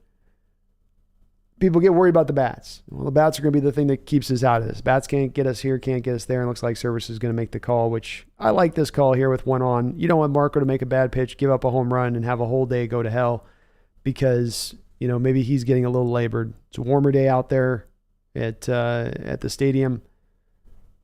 I like this call. You love your bullpen. You trust your bullpen, but this is the part to feel good.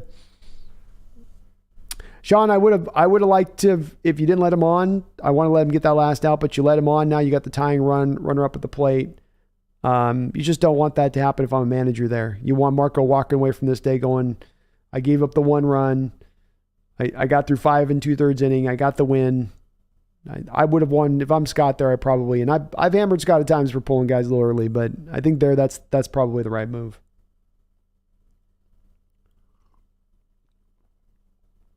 But yeah, the quality starts thing, we come down to the bottom lines on this Mariners. Hitting, starting pitching, base running, fielding, bullpen. All of those things are pretty much top shelf, no matter what the situation. The one thing that we have to worry about is hitting. But those other things, I think, remain probably pretty consistent throughout this year, no matter what. And it's always something that we can lean back upon. And it makes it that much easier to fix because we don't have 15 things to fix. Just one thing to get good enough, to get right enough.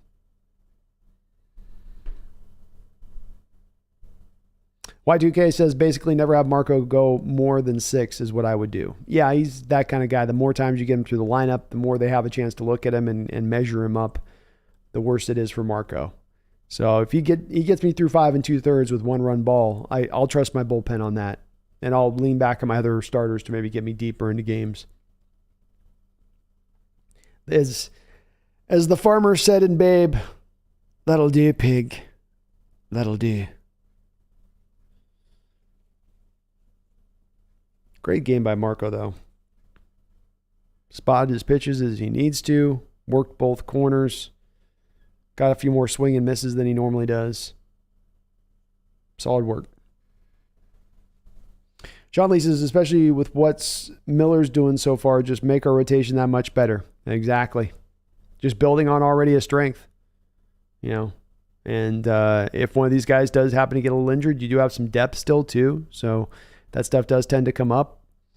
But it's a beautiful, beautiful situation we've got set up for us right now with this staff. Young, power arms, guys that are in various stages of development. From super young to guys like Gilbert that are just starting to really get locked in with where they're at. First, Castillo's, who's a master of his craft. Swing and a foul back here on the first pitch from Brash. 2 men out here in the top of the 6th. Ethan Tech World. Hey, what's up, Brando? Just stopping by. It's finals prep week for me at UW. I'll catch you later. Go M's. Sounds good, man. I will be going live on the Seahawks channel probably about 6, 7-ish. Tonight. So we'll be back over there on that side of things later. But hope all is going well with you on the finals week. Hell week. Hell to the final week. Brash has got himself an 0-2 count here against K. Brian Hayes. Hayes 0 for 2 today with a strikeout and a line out. Runner on first. Mariners up 3-1. Ball gets away from Tom Murphy. Runner will progress to second. Y2K says on Miller's first 250 fastballs, he only gave up 5 hits, no home runs. Oh, it's been amazing. And we've had some really good pitchers burst onto the scene here and have some very impressive starts to their careers. A lot of guys. But I don't think there's been one better than what he's done. And to be this dominant just using one pitch, it kind of defies belief a little bit, especially when he wasn't necessarily a guy that was viewed in that same realm as Hancock or Kirby or Gilbert necessarily by the fan base as a prospect. Now, he's looked at as it was a solid prospect, but nobody foresaw him doing this. It's pretty amazing. Brash has still got Kebron Hayes in a 1-2 count here. Hayes able to fight some pitches off. Strike 3. That's why you trust your Los Bombayeros. Keep your pitcher with this dub. Put him down. See, Mariners maintain their lead here with 3-1 on the back of that. Great, nasty, explosive stuff of Mr. Matt Brash. Ethan says the pumpkin video this morning was amazing. So funny. Oh, thank you, Ethan. I wasn't sure if the channel would like it or not. It's definitely outside of the norm of what I normally post. But I also thought, it's off season time. Let's have a little bit more fun with some alternative content. Let's go in some different directions that we don't go in during the year. So I'm glad it seems to have resonated well. People seem to have liked it pretty good. So that puts a smile on my face. I'm glad to hear, because it could have been received much worse. People are like, what is this? A cat video on a Seahawks channel? What are we doing here? Sean says, just need a dominant closer. Maybe Seawald will be it. Well, you do get Sean Munoz back, though. So Munoz is they're already in the process of getting him back. He's working his way in. It is going to be like Ray with him. So once you got Munoz back, what do you need out of the bullpen then? What are you missing out of there? I mean, you even got with Spire here, you got the lefty to work out of the bullpen when you need in those kind of situations.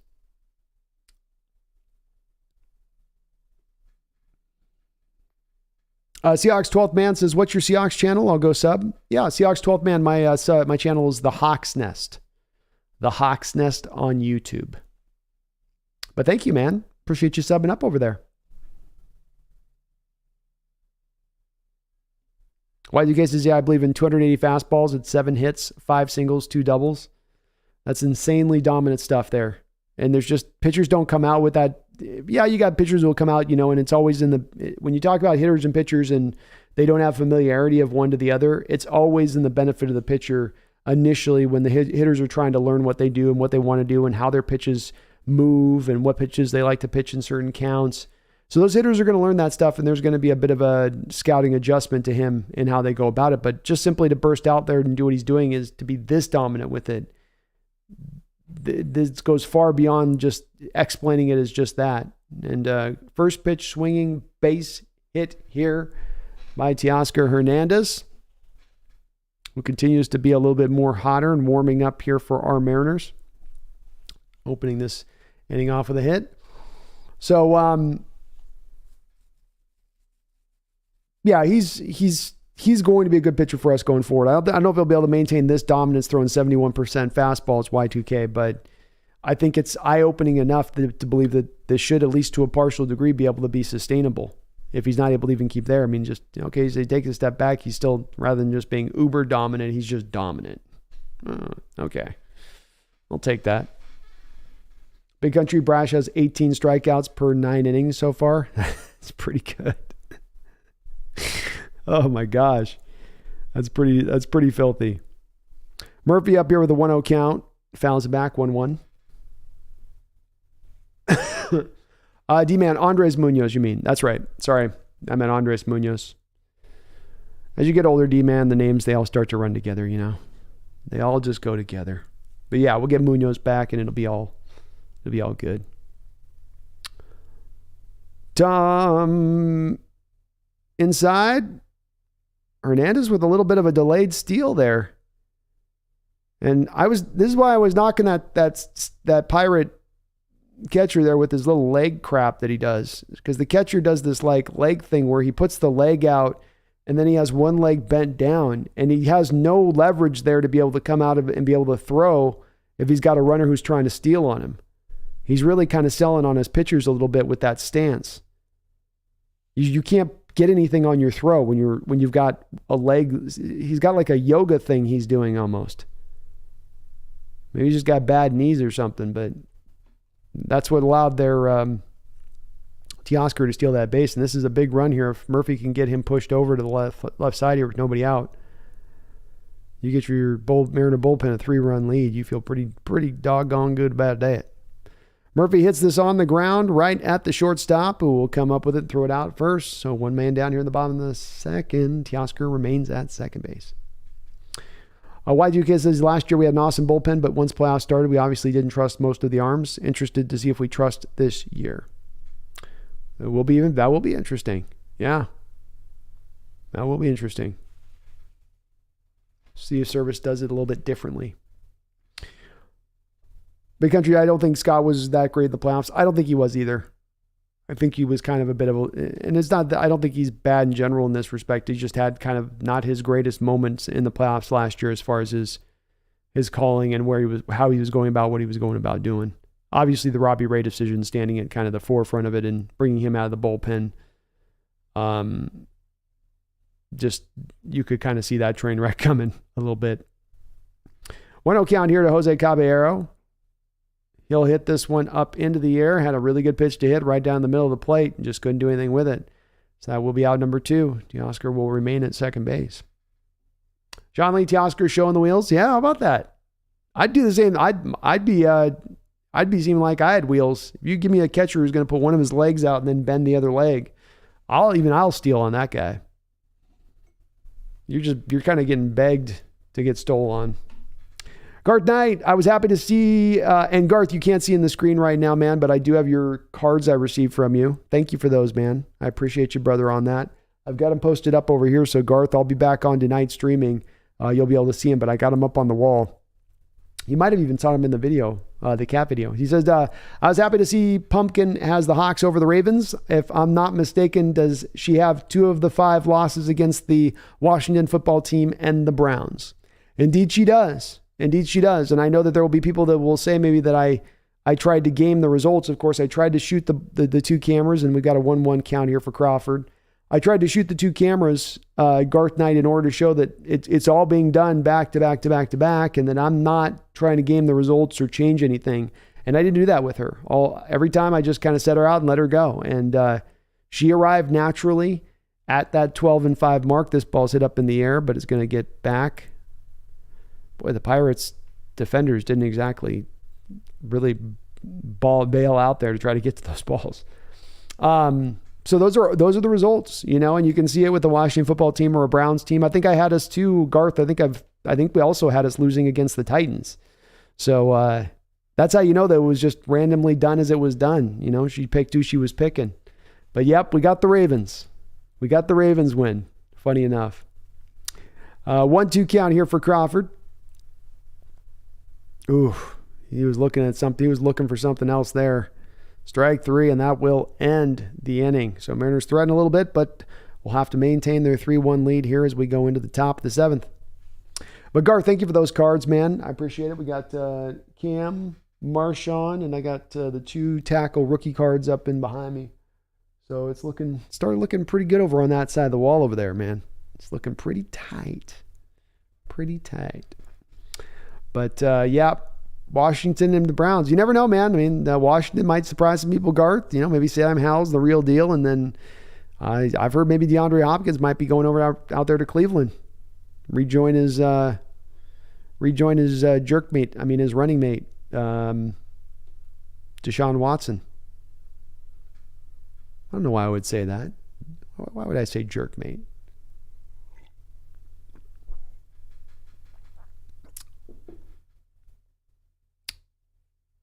Y2K says, when we put Kirby in the 9th, was pretty awesome. Kirby got the clutch gene. He does have the clutch gene. He can bear down. He's big on the bear down. Big Country says, oh yeah, the Ray against Jordan still, it haunts me too, Big Country. And you were on the stream with me I think all of us in the chat, me on the stream, were just like, oh no. Oh, don't do that. No. Don't do it. Don't. Send him back. Scott, send him back. Send him back. Y2K says, how's Swanson doing? I haven't heard any updates on Swanson. Where he's at right now. Drunk Squidward, Julio is back, man. Got that average up to 244. Slugging percentage up to 750. I would say so.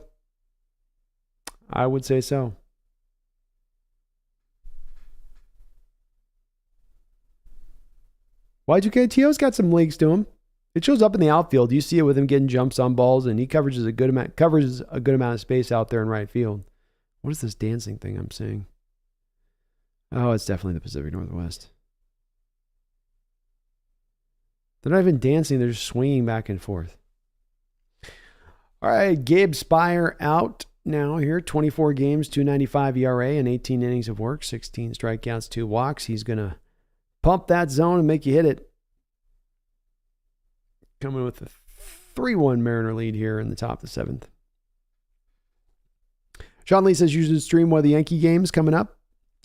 I would. Are the Yankees doing a double dipper today? Are they double dipping the chip? But I got to Sean go get some food so that I can come back because I'm streaming on the Seahawks channel tonight. So I got to come back to do that one, get some food, and then come back, and I'm doing double duty today. Double duty. All right, Jiwan Bay is up to the plate. He's the only accounted for the only run here in this game for the Pittsburgh Pirates. Anybody know how they got to the pirate name? Like you understand like how Tampa Bay kind of could. The Raider one's a little weird, right? There's never historically any pirates in Oakland. But the one I don't get is Pittsburgh. Were pirates really big in Pittsburgh? Was there a cove up there that they all went to? Sean Lee says, I meant when we play the Yankees coming up. Oh, my bad. Yeah, I was looking at the schedule, Sean. They were showing it on the telecast. So I think the next days I'm going to probably stream are going to be Tuesday. Strike 3 there by Spire. So the lefty-lefty matchup works out well there for service here to begin things. As he gets some swinging and missing. So I'm going to look here right now, actually, and take a look at this. Man, Rangers are flowing here. Flowing.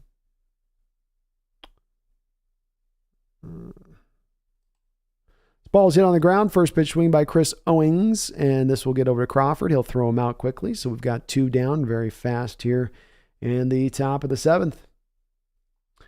So Sean, sorry I misunderstood you on that. We've got, so New York, yeah. So Tuesday, we've got a 6:40 game. Logan Gilbert going against Cortez. I'm going to stream on that day. Wednesday, I'll be on the football channel, I think. And then tomorrow I'm going to be enjoying all of the travails of Memorial Day and all that it encompasses. 1-0 count here to Austin Hedges. It's this ball foul. Oh, it's in play. Sorry. Right there to Teoscar Hernandez. So Greg Spare. Nice little inning of work there. Quick. 1-2-3 down. Go to the bottom of the 7th. Mariners will maintain a 3-1 lead.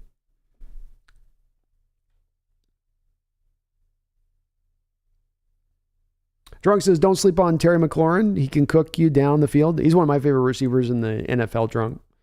I think he's a guy that's been really underrated because of the fact that he's not had any really good quarterbacks to throw him the football, and yet he has still produced statistically. He's not had any real good number 2 guys to take the heat off of him. He's going to draw the number 1 cornerback matchup, but he's still managed to produce around that. I love Terry McLaurin. And honestly, for my money, Terry McLaurin's a better receiver than Chris Olave, Garrett Wilson, probably better than Jackson Smith and Jigba. And these are all the Ohio State guys that have come out in recent years. I really like Terry McLaurin, but I've been a fan of him for years now. Garza's a couple of jerks, those two. They're just a couple of jerky friends. Seahawks 12th man, Altuve just hit his first home run this year. Is he back? Ugh. You know, the Astros aren't going away. The whole division's kind of playing tough right now. I'm not a fan of how tough this division is at the moment. And I'm really not a fan of the fact the Rangers are already 33-19. It's a bit of a dogfight in this division. Damn, the Tampa Bay Rays 39-16. No one's talking really about the Rays either. Nobody's buying them, I guess.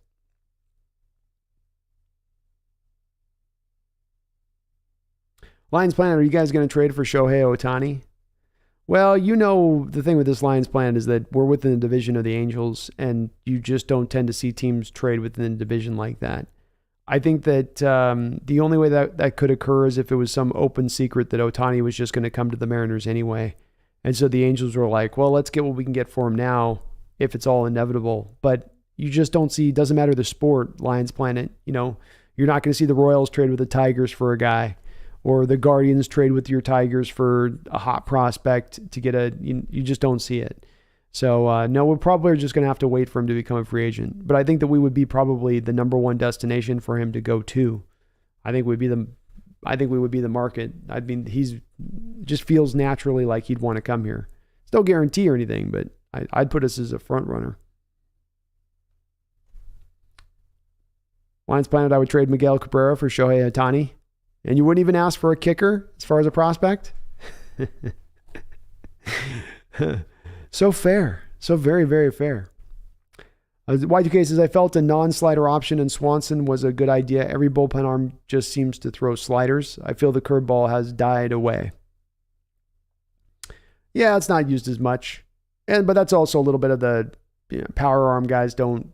It's been my historical view of it, of that the power arm guys don't always tend to like to go to the curveball. And if you do find a guy that's a power arm that throws the curveball, he'll throw something like a knuckle curve, some offshoot of the traditional curve. I don't know why. And maybe they just don't feel like they get the right kind of bend to it. Slider just works more naturally with the power pitching part of it. So this is just, I think, the historical markers of norm, Y2K, where you're going to see usually power pitchers coming out of the bullpen, and power pitchers are going to tend to have the sliders rather than the curveballs because of that. Big Country, I think the Rangers will fall a bit. Their bullpen is suspect. I do too. I think they'll come to earth eventually when this is all said and done.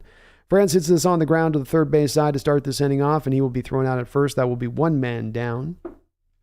But yeah, I can't buy the Rangers being this good throughout the course of the year. Astros and us will probably settle in when it all settles in as to where the dogfight really happens. Sean Lee says, looks like the Rangers bought themselves a legit team. Maybe. I feel like it can only last for so long. Then your little paper team starts to fall away. Julio up to the plate now. First pitch, foul.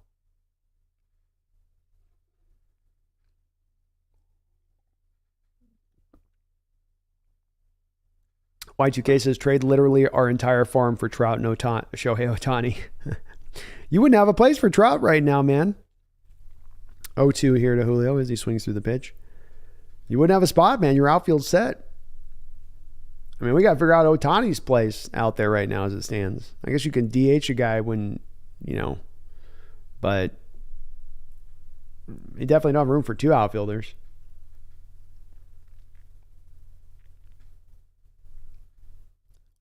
Fouled off by Julio. We'll remain 0-2. Wu-Tang says the best outcome is that the Angels stay above 500 until after the deadline, then implode so Ohtani just walks. That would be the most Angels outcome possible. It would be. It's been kind of silly to me that they've remained and held on to him, being that they weren't a team ready to compete. I know they played a little bit better this year, but they're just not ready. And you're not likely to sign him to a new deal, or he's not going to sign there. Get what you can get from him at that point. In baseball, it seems like you have to kind of make your peace with those kind of decisions when they come up. 1-2 count here to Julio. Bounced. Good job of drawing this to an even count now. 2-2. One man down here in the bottom of the seventh.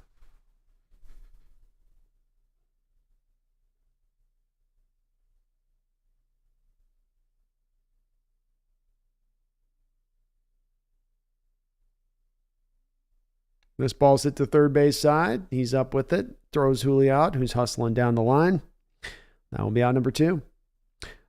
Y2K says, I know in Japan it's a dishonorable sign to sign with the best team. It's because the curve ball tunnels worse, like it's easier to pick up the curve, like we've gotten smart at reading pitches over time.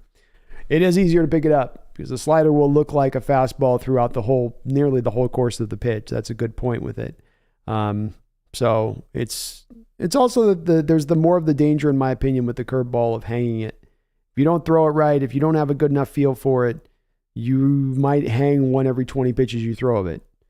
And, if that happens, that's not good. Kelnick hits this ball off his instep. He's kind of walking on a little gingerly.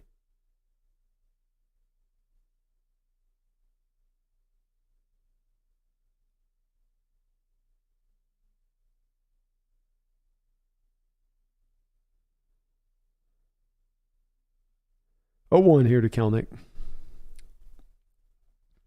Drunks' Orioles have a legit team, though. They do have a legit team. That whole freaking division's pretty legit. Just about.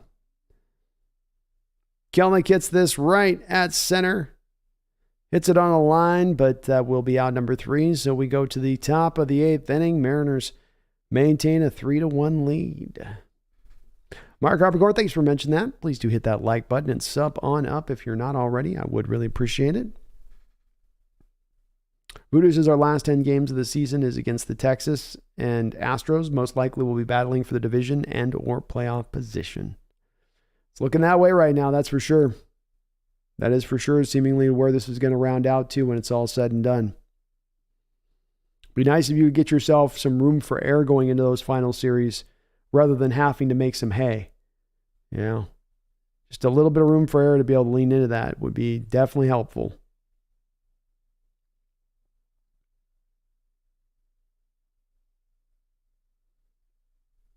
Y2K says trade target video. That's my vote. Kind of a lot of work though. Yeah, it would be too hard. I could go look up some various stuff, and I want to start getting some of those videos out. So I think that'd be a good next video to do. And I think people will be interested in, especially now and for the next couple of months, talking about this type of stuff. What's the next smart move to make or the right move to make? But I agree. It's a great suggestion. Great suggestion. Bizarre. I have an 8-game parlay that will win me $10,000 if the Pirates get 1.5 SDG if they don't make this happen. Hang on, Bizarre. Hang on, man. There's 6 outs. I ain't going to look good here. You got Seawald coming in the 9th. Let's see who are they bringing out. And you got Topa coming out this inning.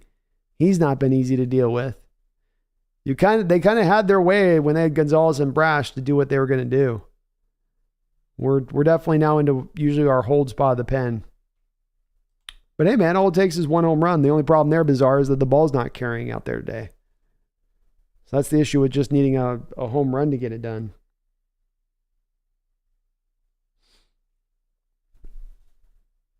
Drunk Squidward, which team trades for Ohtani? Dodgers, Yankees? It has to be some big team, right? I think it does, yeah.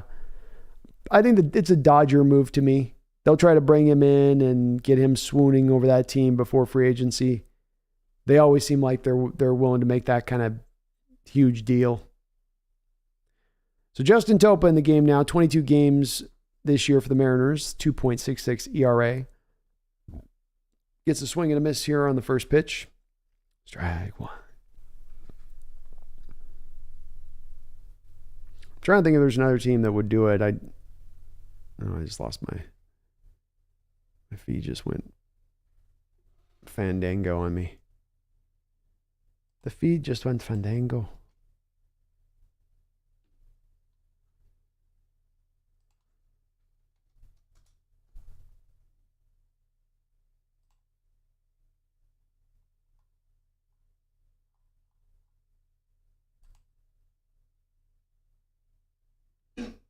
Oh.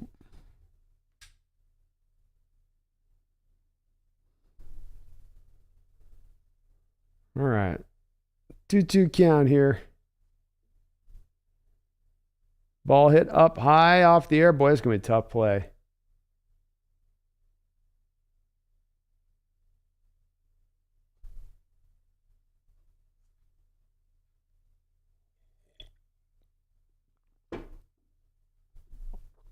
And they're going to give runner at second. Ball went right off the plate. McCutchen hustling all the way. And Crawford tried to short hop this. Actually got a clean clean hand of it, almost able to make the play there. And the runner's going to go to second with the ball getting to the backstop there. Tough. All bizarre, there you go. I just doesn't feel like drunk that an East Coast team is going to trade for him necessarily.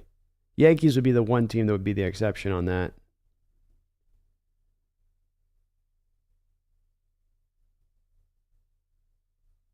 One count here to Brian Reynolds. Flipping over to the left-hand side of the plate here. Tope out. Paul Sewald getting ready in the Mariners' pen.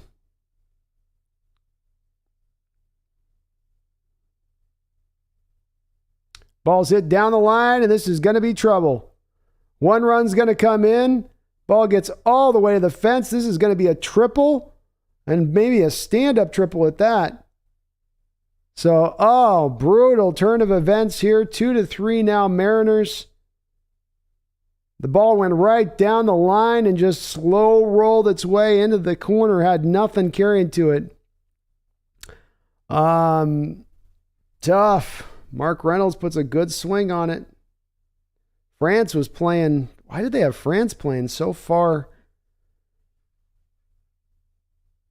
Boy, France was really far off the first base side. Like, he was really... Must be just going to this how Reynolds hits with his splits. Bit of an oddity there on that one, though. Well, let's see what the Mariners do. Do you bring the infield up here? Do you just walk? Do you walk a guy?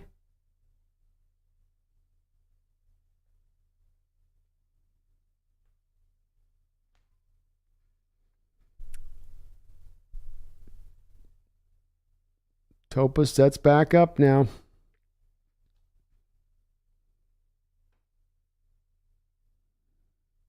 Check swing, strike. YGK says, didn't Shohei specifically not want to be on the Yankees? I feel they wouldn't do him that dirty, but maybe they would. But I believe he was just no to being a Yankee. I hadn't heard on that. I could see how it's the case, potentially. And being that I would think much like, with Ichiro, or ideally that you'd like to be able to get back over to, Japan when you want to travel over there and not have to take, it's a big deal having to go from East Coast to then West Coast, then to go to Japan. It's a lot of flying around, I know it's not a short flight from Seattle to Japan. We got 2-1 count here to Connor Joe.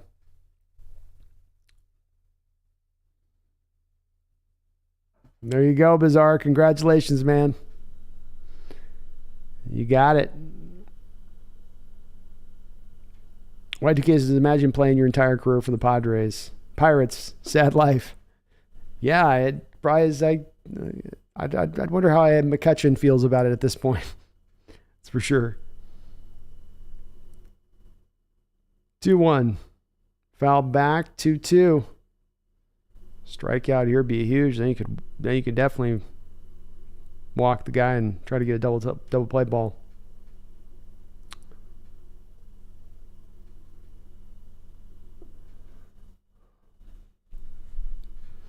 Bizarre says, thank you, brother. Not getting my hopes up yet, though. The Mariners are a scary team no matter the inning. We'll see how it goes here. This ball's hit foul. Staying alive. 2-2. Padres would be hilarious if Ohtani went there. They've made some big moves. They've made some big swings lately as far as trades and signings and all that. I mean, almost any team can talk themselves into going for Ohtani. He's such an unusual talent. I don't think there's anybody that's out on that one. Foul back. Good job fighting off a tough pitch there by Connor.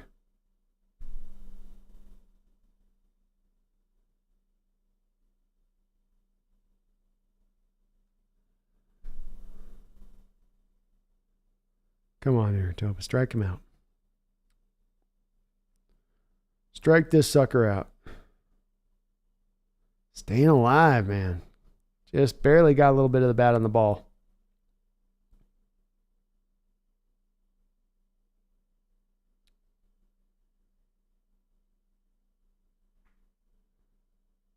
Mariner infield is up.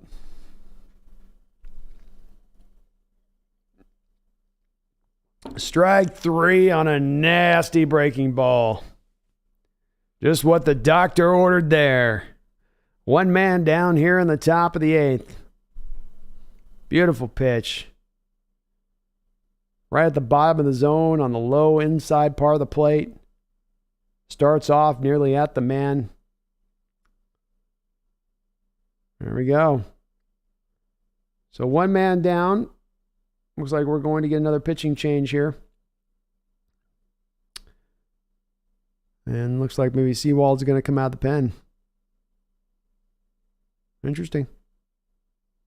Interesting by service. I'm going to be right back, folks. 1 second.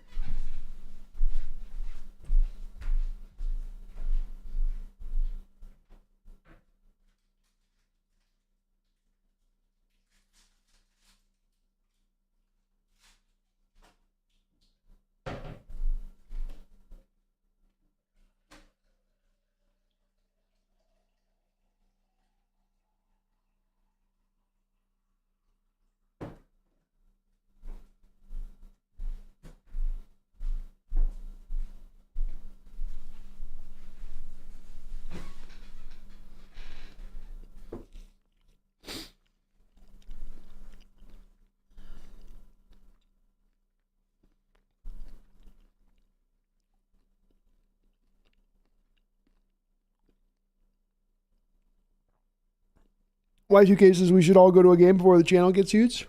For sure, dude. I'd love to get over there this summer. I'm going to try to. I got to play it by ear a little bit, but I would love to do something like that. To get out there, number one, it's just awesome to get to Western Washington in the summertime. But yeah, the All-Star game would be ideal.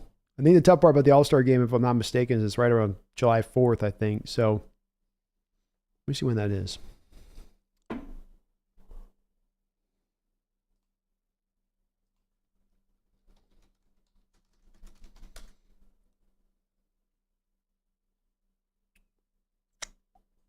Oh, there it is. So it's July 7th, 8th, 9th, 10th. That's maybe a possibility for me. So I get back from Hawaii around the 4th, I think, 4th or 5th. So I'd have to pop out really quickly back out there, but I might be able to pull that off. We'll definitely do something at some point with that, I promise you. When it will get aligned. Even if it's when we get big, channel-wise. We'll just take over a whole swath of spots. You know, we'll buy a bunch of tickets on that day or whatever.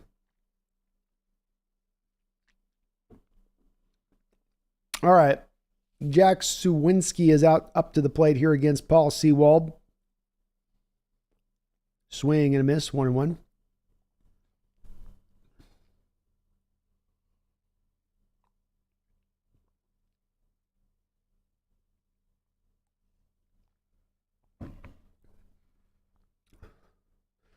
Got him to swing there. Pitch out inside off the plate. Strike 2. So Sewald could cure a lot of ills here with a strikeout on this pitch.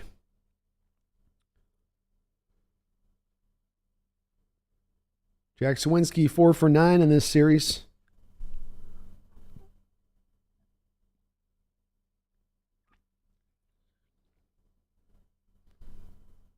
So Sewald almost got him to bit. Almost got him to bite. 2-2.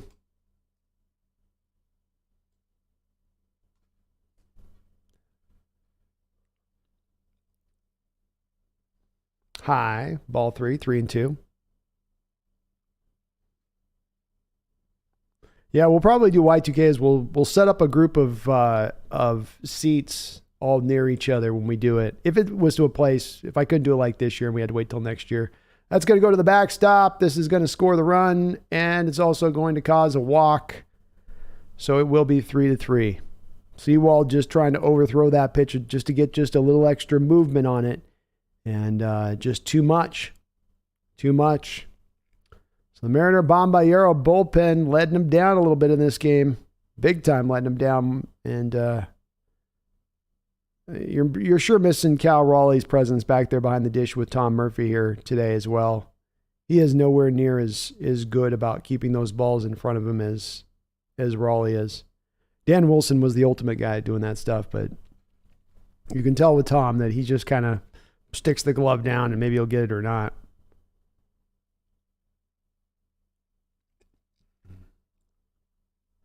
Yeah, Voodoo, I'm not a big fan of bringing the closers in the 8th.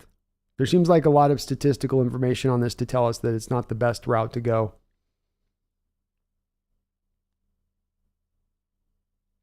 Especially because you just gotten the strikeout, right? 0-2 pitch here to Rodolfo Castro.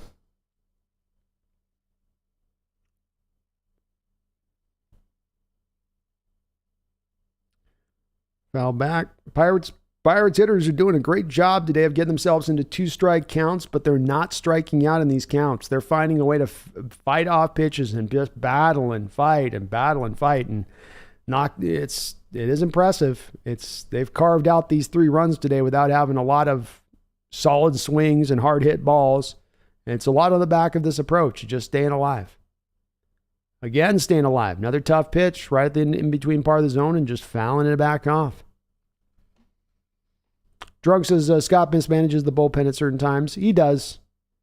He did something last time I streamed where he's bringing the starter, like the second-hour starter, and a little later in the game gets into a little bit of trouble and he's out there, calling for the bullpen. It's like, see if the guy can get it done. Swing and a miss by Castro. That will be out number 2 on the strikeout. Y2K, the channel's going to be big, so we'll do the entire stadium. Bet, man. Let's take it over.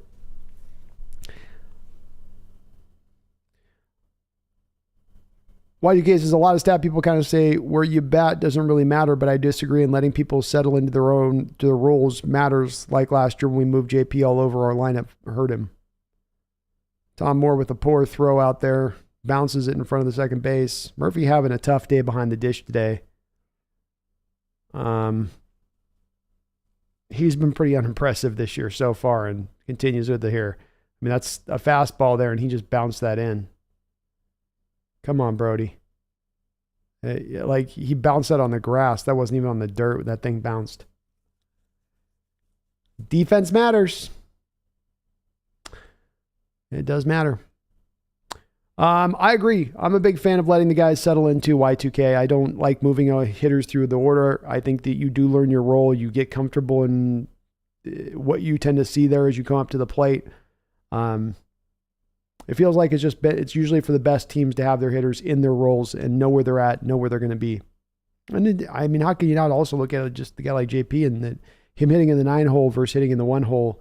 He just looks wholly more comfortable. Just a little bit more different in that spot, a little bit better. 1-2 pitch here. Strike 3 outside part of the plate. So you do get your 2 strikeouts, but the pass pitch allows the runner to score. 3-3 tie game going to the bottom of the 8th.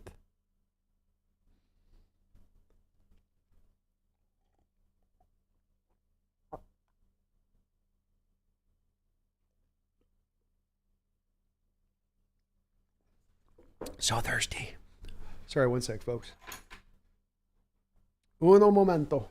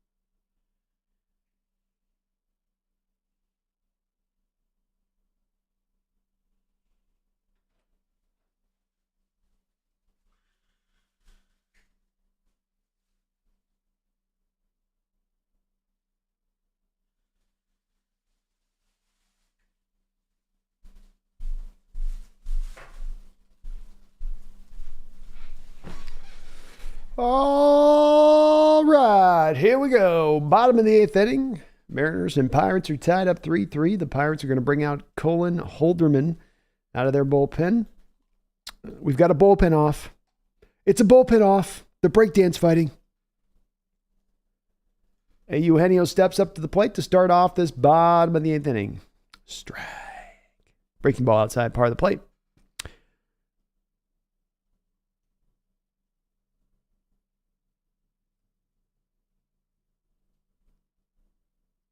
Inside. Y2K says if you get the black cat, it'll hit a home run. I know it. She's sleeping right now. If Y2K, if I showed you a picture of her right now, she's in her cat bed. She's turned over on her back. She's doing the cutest little double paw pose. This is her right now. In a deep sleep. So if I messed with her right now, she would scream at me and be very angry. It would cause the opposite. She'd cause strikeouts to happen at this point. She's so comfortable. 1-2. Suarez reaches out for this one. Sends it high up into the air. And that will be out number 1. Skylar Thomas says, what's up, B? Made it just in time for the end there. Go M's. Good vibes only. Good vibes only is right, man. Well, this is magical memes, you know. It ain't the Mariners if they don't make it a little interesting, right?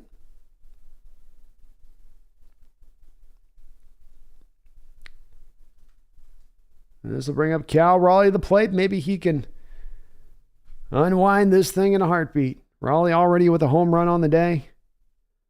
Check swing foul. 101 mile an hour pitch there by Holderman. He is throwing flame balls up to the plate.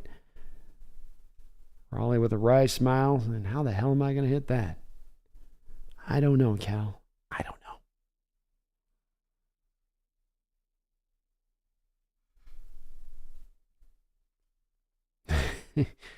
Up high on that pitch, 0-2. Raleigh swung out of his shoes.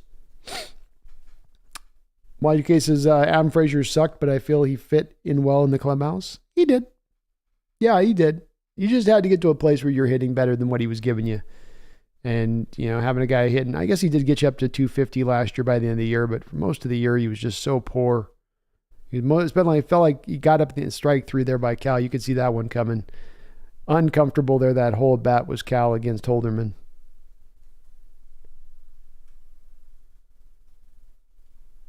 Just did not look at ease.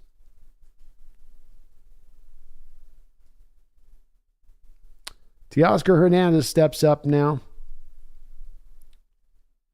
Hernandez 1 for 3 in this game. 2 men out for the Mariners here. Bottom of the 8th inning. Hernandez first pitch swinging. Mariners started out this game, really showing some patience through the first time through the order, getting a couple of walks. I got to say, the patience has definitely waned as this game's gone on. It's been more free swing city again, back with the Mariners here, and that's a quick 0-2 count there as Hernandez fouls that ball off.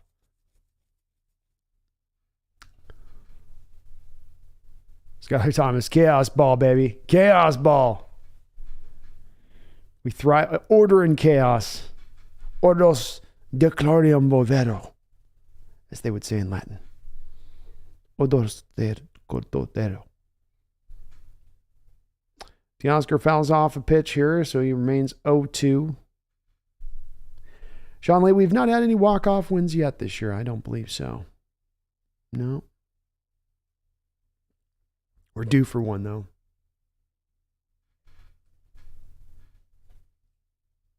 O2 pitch.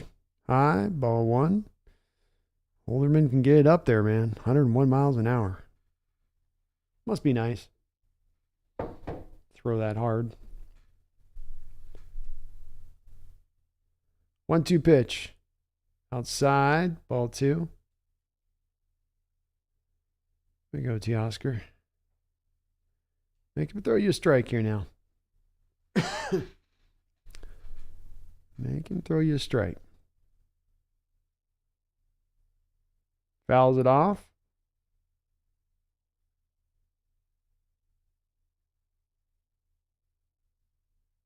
Kind of hit off the catcher who's kind of walking around trying to breathe it off.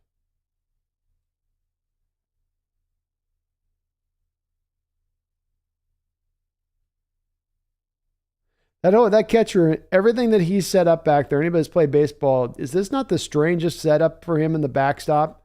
So he sets up with the one leg out, puts the one leg underneath him, then he sticks his front arm in front of him, which is dying to get hit. That's just what happened there on the foul tip. He's got the most unusual catching stance. Strike 3 by Teoscar Hernandez, swung out of the zone on that pitch. And that will end the inning. So we'll go to the ninth. Mariners tied up here with the Pirates, 3-2-3. That was an awful inning, Voodoo. Batted bats all the way around. Now that's a really good, obviously a good bullpen arm there from the Pirates, but you helped him out a little bit there. Made it easier on him.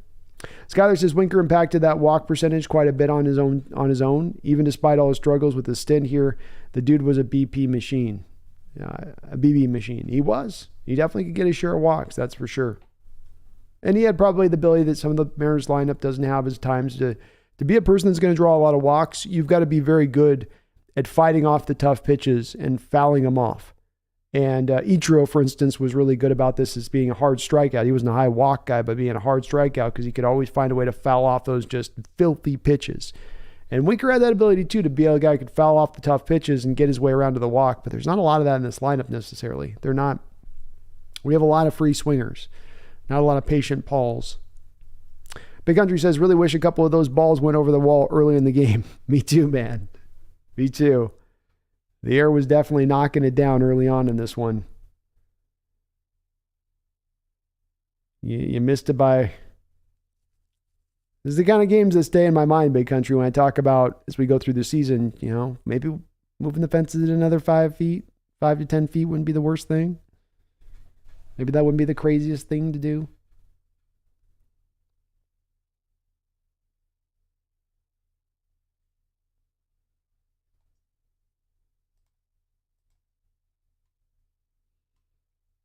We shall see, though. Maybe they can get this brought back here.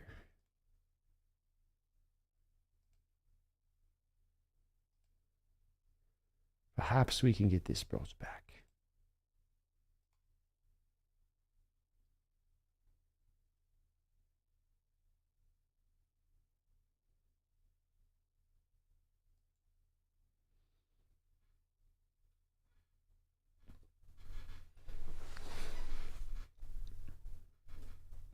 Man, Bryce Miller, 1.15 ERA. So the Yankees are going to trot out two guys with 5+ ERAs in this series. Nestor Cortez, 5.3, and Clark Schmidt, 5.58. Even Domingo Germán is 3.75.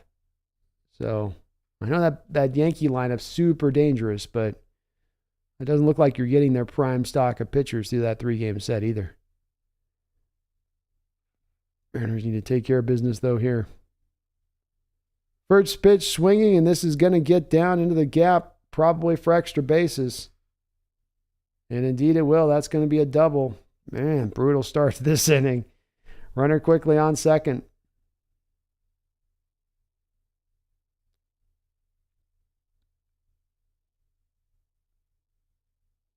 Bay's been the problem in this game. Bay's been a problem, man. Great stroke. Don't want to miss inside and low on those lefties.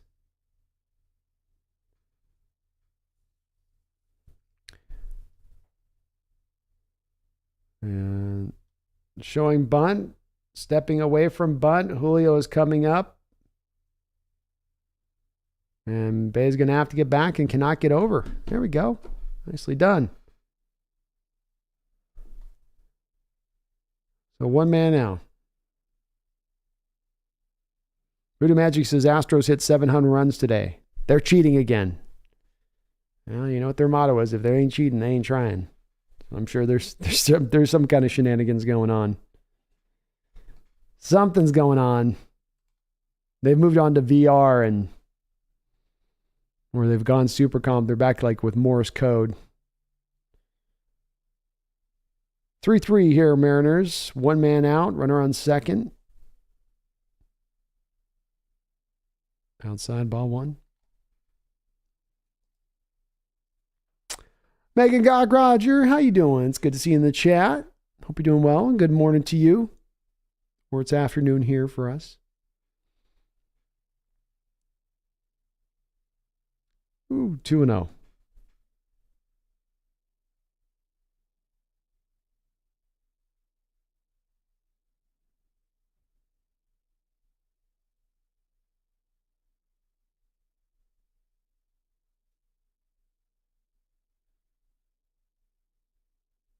Three and oh.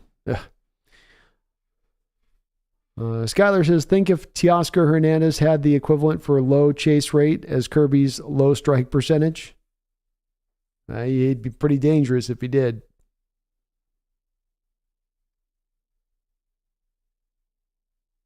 There's a strike. Nice pitch. 3-1. Be a lot more dangerous hitter. It's a common story. You can go through this lineup, be it Teoscar, Cal Raleigh, Eugenio Suarez. If those guys just controlled their zone 25% better than they do, they're just the zone, their swing rate, that type of stuff, those guys would increase themselves as hitters so much. It's easy for me to say, just do this thing and you'll fix it. It's harder to do than it is to say. That there's no doubt about that. But there's also a point where they do reach at times where, like that last Cal Raleigh at bat, where it's just complete I call it free swing city. And that's going to be a walk here by God. So we'll have first and second with one man down. And maybe this stuff will come in time with a guy like Raleigh, who's still a really young player. With Hernandez, obviously the die is cast. It's set. You're not changing that at this point. But they don't do themselves a lot of favors by swinging at 3-4 pitches 4 inches off the zone. Joe Black says, Altuve won me my fantasy game. Let him cheat all he wants, except with my Yanks. But your Yankees learned at one point, Joe, it doesn't work that way. A cheater has to cheat all the time. There is no quasi-cheaters. There's no quasi-cheaters like there's no half criminals. Andrew McCutcheon up here with an 0-1 count. That ball's hit on the ground. Crawford up with it over to second. Caballero with the feed back over to first, and he'll get it with 2 outs. That'll clear us through the inning. The Mariners will maintain a 3-3 game, and we're going to the bottom of the 9th with a chance for the Mariners to win this baseball game. Lions Planet, that's the only reason we signed him. Which guy, Lions? I lost the thread on that one a little bit.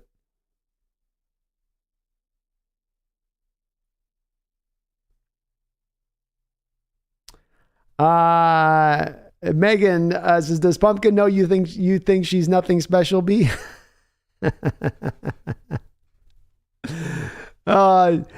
She knows it's just what I have to say for the videos to make them more interesting for folks. She knows it's all part of the theatrics.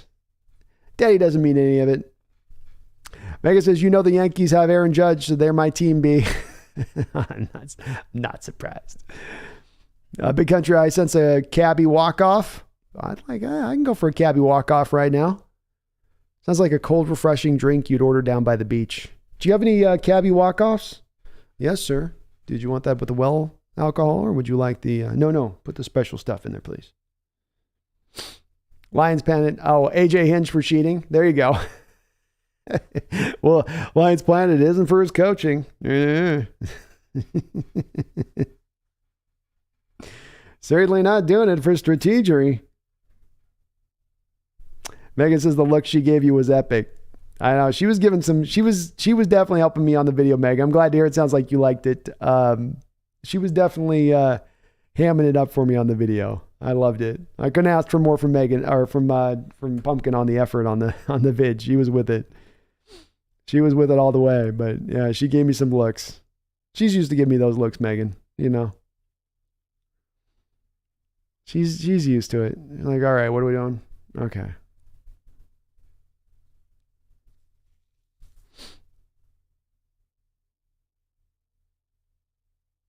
Megan says, she's a girl after my own heart with the shade she gave you. She's got a very expressive cat face. Most cat faces you look at, Megan, they just have that kind of just dead eye look of, every time they look. But she you can feel what she's thinking and where her emotions are at. There's no hiding it with her. All right, we're going to get a pinch hitter here to start this inning off. No Tom Murphy. Instead, we're going to get Trammell. Looks like Trammell's going to take over the DH spot here. Is he going to take over DH? And then Raleigh will probably move to catch. Trammell having a tough season here to start things off. Swinging, missing, and a lot of that. A lot of swinging through a lot of balls.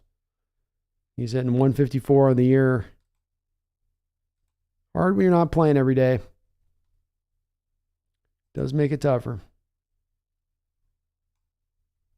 Only 6 hits this year, but 3 of them are home runs. 1-1 count here to Taylor Trammell.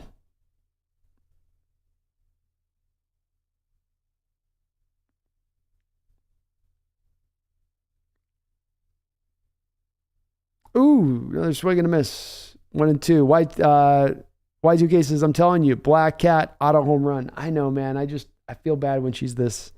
She's so like relaxed and happy right now. And the thing is, when I have her out here, the Orange Cat's constantly harassing her. So I have like a moment of peace right now where the Orange Cat's not bullying her out of the room. Because that's the thing about the Orange Cat. She's nice enough, but she's a bully of the other cat. So anytime the other one's out here in the living room, it's like fair game. So if I wake her up, I'm going to probably cause the disturbance.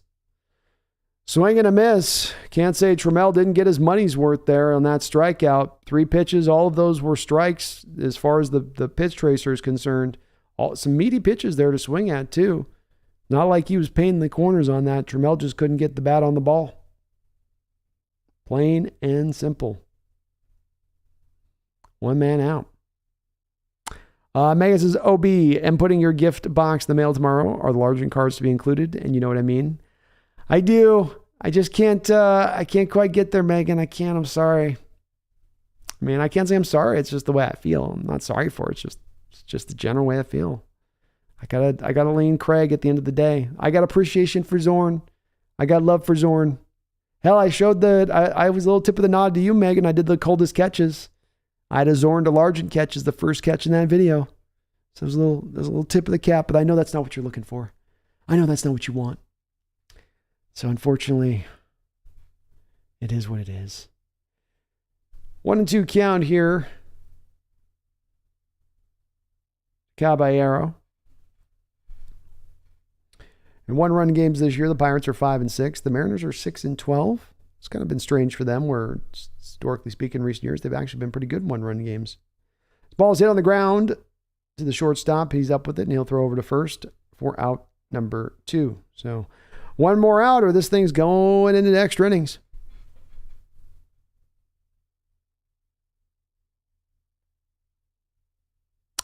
Trammell could have been a hero with those meaty pitches, says Sean. Yeah, he only got his money's worth. He got way more pitches than a lot of hitters getting throughout the course of a game to swing at in that one sequence. This guy obviously has got a real powerful arm, this Detroit pitcher, but you got something to work with there. Crawford takes ball 1 here.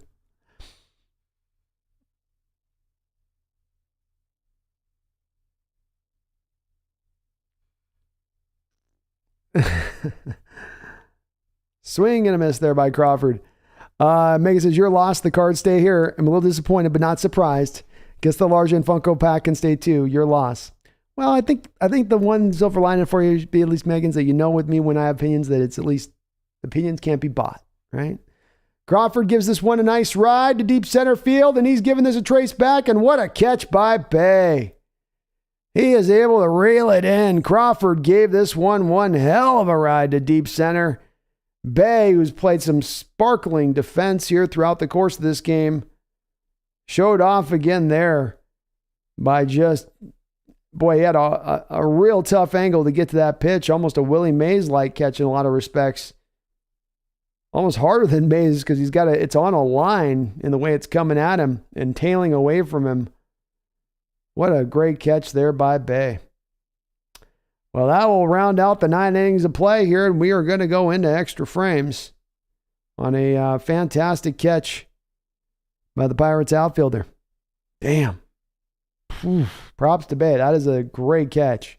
It's already hard enough to make that catch over the top of your over the top of your head when you got to catch it like the basket style. It's another when you've got to be running that way and then you've got to catch it back up over the back across your body and it's tailing away from you. It's insane.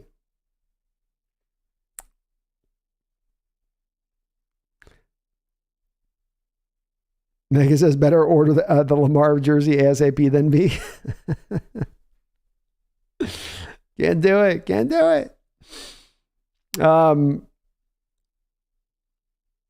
Is the pitch clock the same in the playoffs? I think it is, yeah. I do believe so. Michael Hyde says, 1.5 feet higher, that would have been gone. Michael, it's been a common sentiment today. I mean, hell, that's Crawford's second hit this game to the warning track where he's put it right there, and the ball just, it looks like it's a warm day there at Lumen, but it's just not Lumen, but whatever. It's just not, the ball's not carrying very well out there today. So it's odd. It's definitely very odd. We've had about 5 drop at the warning track today. You might get one of those a game, but it seems like to get 5, it's tough. Yeah, Sean, we need Julio to do it next inning. That's right.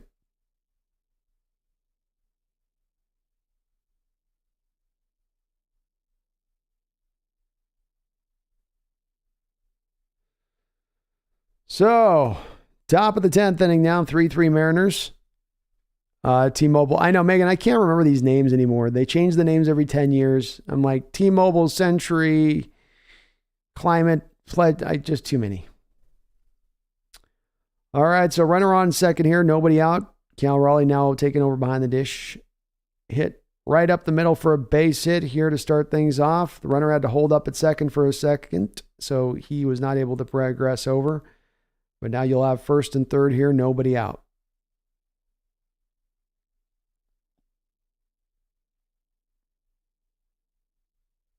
Man, this game just kind of got away from the Mariners a little bit.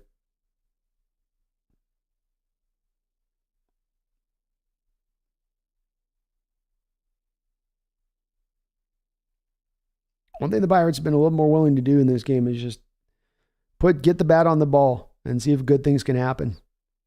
Mariners been a little bit more of trying to get that swing for the fence thing. You pay the price on these kind of days when it doesn't carry out and the ball's not carrying. 0-1 here for Connor Joe. He is 0 for 4 in this game. Struck out last in the 8th.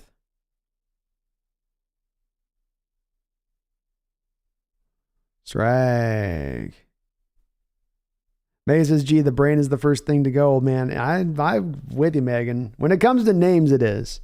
There's certain things that you can get a little bit more remembering stuff, but when it comes to names of things and then we're going to rename things, your brain just wants it to be named one thing and then let it go. Strikeout there. Big strikeout there.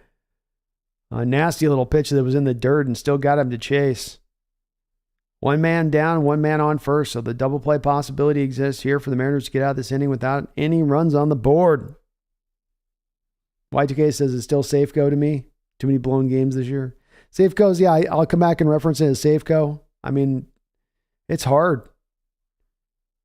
Used to be you'd name a stadium something, that's what it was. I mean, Fenway Park's been Fenway Park for 120 years. Something like that. Throws over to first here, keeping him close. Let's get the double play ball here. We got a lefty on lefty matchup. Get the double play, get out of this inning, go back in the next inning. Low. Ball 1.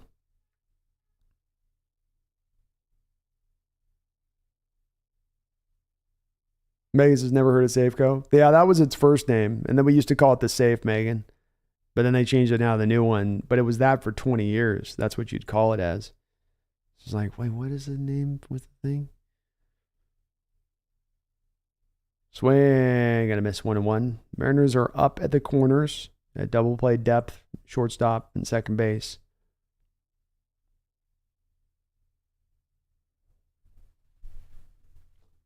1-1 count. Pirates cleanup hitter here is up. Swing, foul back. 1-2.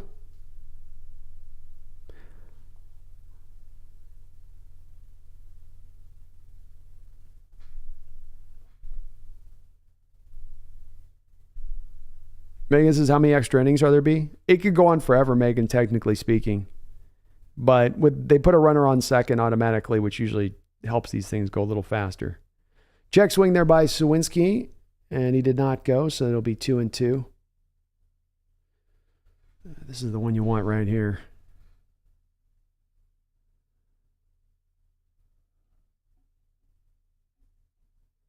So it's like OT in hockey then? Yeah, exactly, Megan. 2-2 pitch. Low, ball 3. He's got nibbly. Yeah, I think we did have a 27-inning game. I think that's right. That does sound correct. I was in that stadium last year for the 18-inning one. That was brutal. 3-2 pitch. Swing and a miss. Strike 3. 2 men out and a wonderful pitch there when he needed it. When he needed it. Challenged him at the top of the zone and got the K. Yeah, there's been a few 30-inning games. I can't remember when they last were, but definitely there's been a couple of them.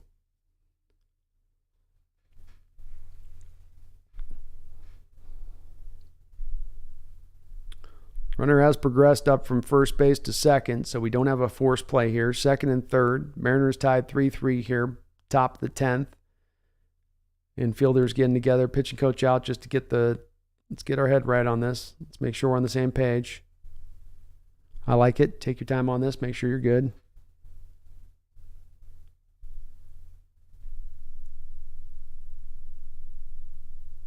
Yeah, that's a lot, Megan. I'll tell you, last year was a lot I did like 6.5, 7-hour game, I think it was, on the Mariner playoff game against the Astros at home, that last one. I mean, that thing lasted so long. Because you think of 18 innings, that's a whole nother game. It's a whole nother game. All right, Rodolfo Castro up. He is hitting and absolutely raking against lefties at 321 this year. Only hitting 200 against righties, so this is not an advantageous matchup for the Mariners. Inside, I almost think about a guy with this extreme of splits here. I'd almost think about maybe he's just going to naturally pitch around him, and maybe that's what they talked about, is just see if you can get him to swing outside the zone. I wouldn't give him anything meaty to hit here, though. 2-0, and I just, yeah. Put him on first, get the force play at that point, at every bag. Get a little deeper down into the bottom of this order in this lineup, and they just walk him. Smart move there by Service. That's what I would have done too. That guy was raking lefties this year. Not as bad against it. So Kibron Hayes is only hitting 217 against lefties versus 223 versus righties. Strike. Nice pitch. Smart by Service there.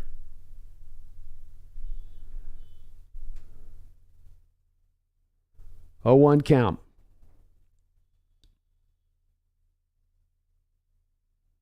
Swing and a miss. 0-2.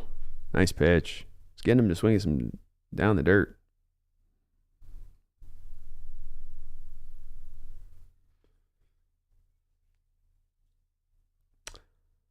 All right, 0-2 count here. Come on now, payoff pitch.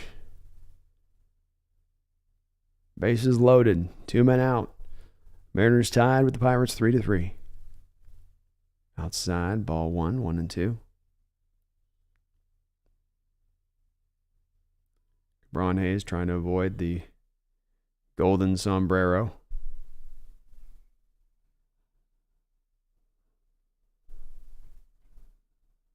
He's running home. Oh shit! He saw. Wow, that guy looked like he was stealing home.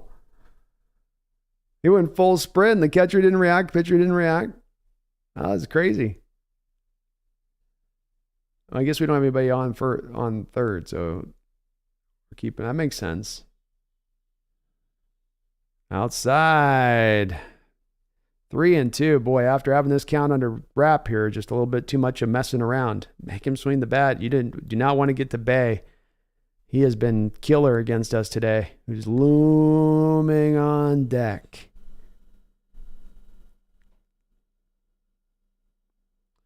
Foul back.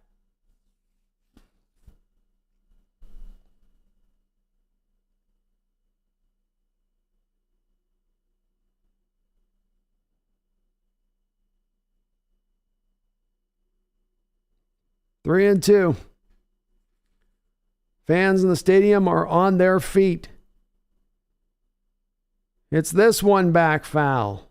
Remains 3-2.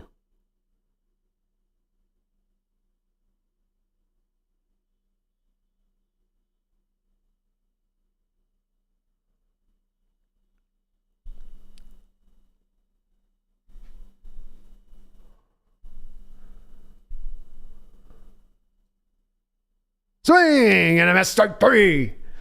Huge pitch there. Get him to swing out of the zone, just at the bottom of the zone there. Wonderfully pitched inning to get himself out of trouble. No runs. Mariners will maintain the tie here with a chance to win this game in the bottom of the 10th. Megan says, I remember how wrecked you were after the 18-inning game when we went to the football. Oh, it was, Megan. And the tough part was that it was 18 innings. It's getting into that time of year in the Pacific Northwest where it's starting to get cold at night, it's starting to get chilly. And then you had the forest fires going. So, you'd spend all 7 hours breathing in forest fire air. Like, you could see it so thickly hanging over the air. And it was just like, boy, you got to the end, like, just let this end. I can't breathe. My head hurts. Just let it end. Huge K, Sean. Let's go. Let's go.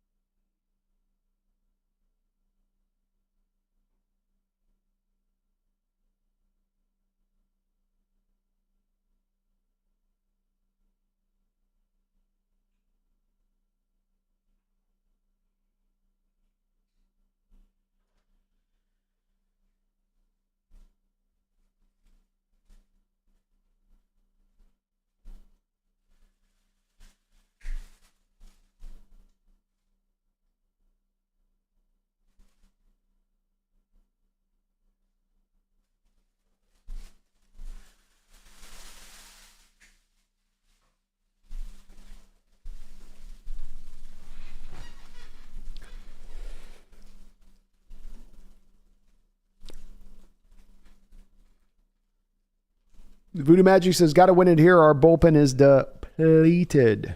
100%. Get it done right here. This is the one little part, too, where I turn into the old man yelling at my clouds because you're going to get a runner at second base. And I know that it's Julio up to the plate here.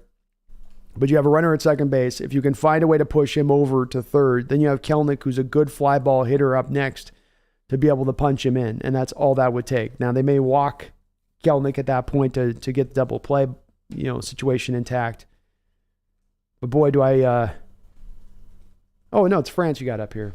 I know there's no chance that they will have them bunt, but that's that part where I look at it and I go, man. Somewhere Lou Piniella is cussing under his breath. Strike one here from Stevenson. Crawford will be your man out at second, so you got some good wheels aboard. A base hit will certainly score him outside of being just an absolute laced line drive.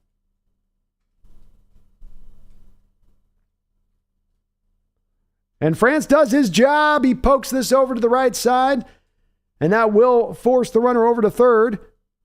So the Mariners have one man out. Good job by there with France. Just get a little bit on that bat to push him on over. This will bring Julio up now with a runner on third, one man down, game tied 3-3. Do they pitch to Julio here? If I'm the Pirates manager, I know you got righty-righty matchup right now, but if I'm Pirates manager, I'm pitching around him. Try to get back to the double play situation. Julio first pitch swinging foul. He gets aggressive, doesn't he? 0-1. Don't have to hit this super hard, Julio. Just a good stroke on this ball. Get it out into the outfield, and you got this in. Runners are up. Fields up for Pirates. That ball's bounced up at the plate.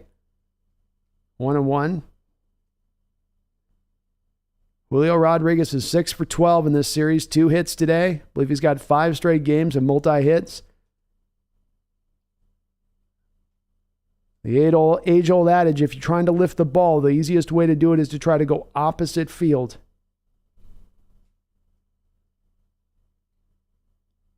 1-1. Oof. Swung out of his shoes and just missed it there at the top of the zone. He had a pitch to drive. That was at the top. That's right there. It's a lot of movement on it. Nasty pitch there by Stevenson. 1-2.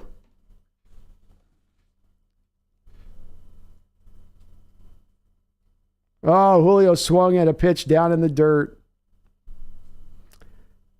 That's out. Strikeout. Stevenson's with some great movement on those pitches there. And this just gets down the dirt. That's ball. Julio not even close to being a strike. It's kind of like he just decided before the pitch was thrown that he was going to swing. Pirates are going to intentionally walk Jared Kelnick now.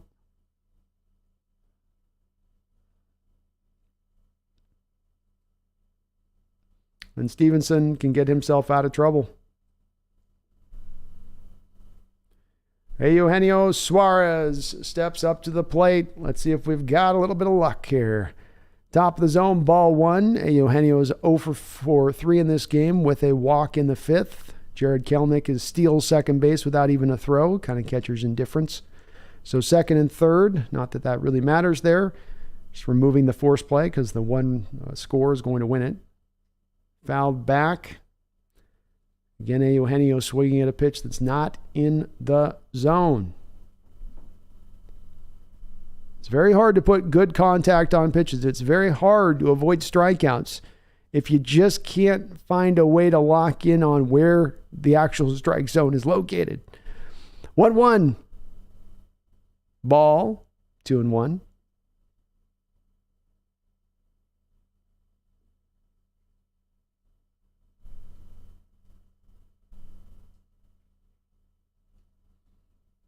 Two and one. Runners on second and third. Eugenio gives this a ride. That ball is driven back and deep. That ball's carrying 4, and it's going to get out. Mariners are going to win the game on a 3-run home run by Eugenio Suarez. Let's go! Woo! Eugenio jumped all over that pitch. All over it. And the Mariners, the heart attack hymns, those dramatic folks from last year have returned to us. Eugenio coming through big. He caught a hanger, folks. He caught himself a hanger, and he did not let it get past. Picking up his team there, picking up Julio. Wonderful series win here by the Mariners.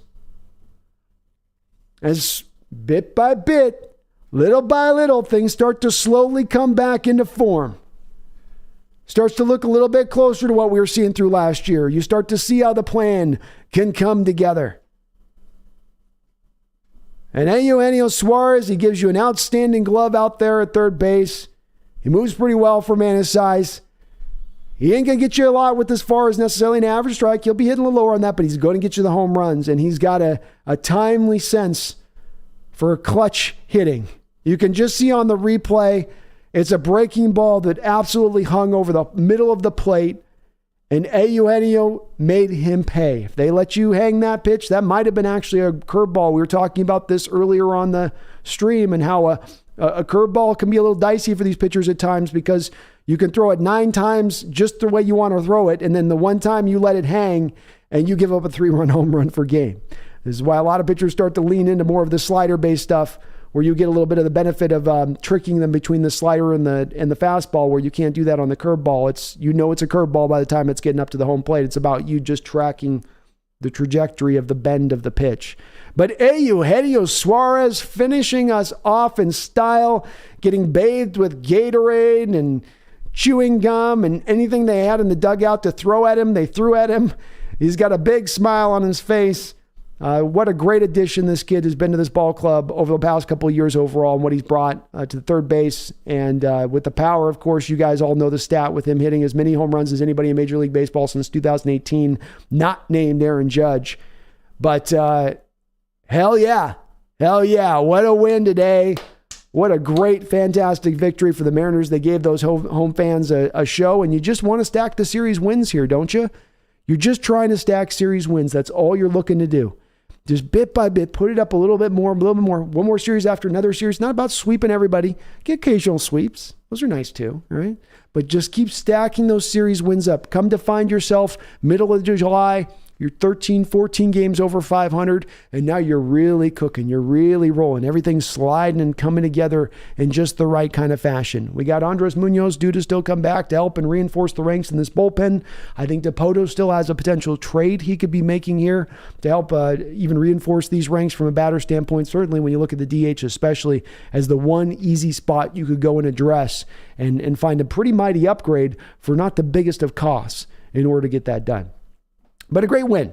Drunk Squidward, who can we trade for? Which back can we trade for? So Drunk, it's going to be the next video I do here on the Mariner on this channel.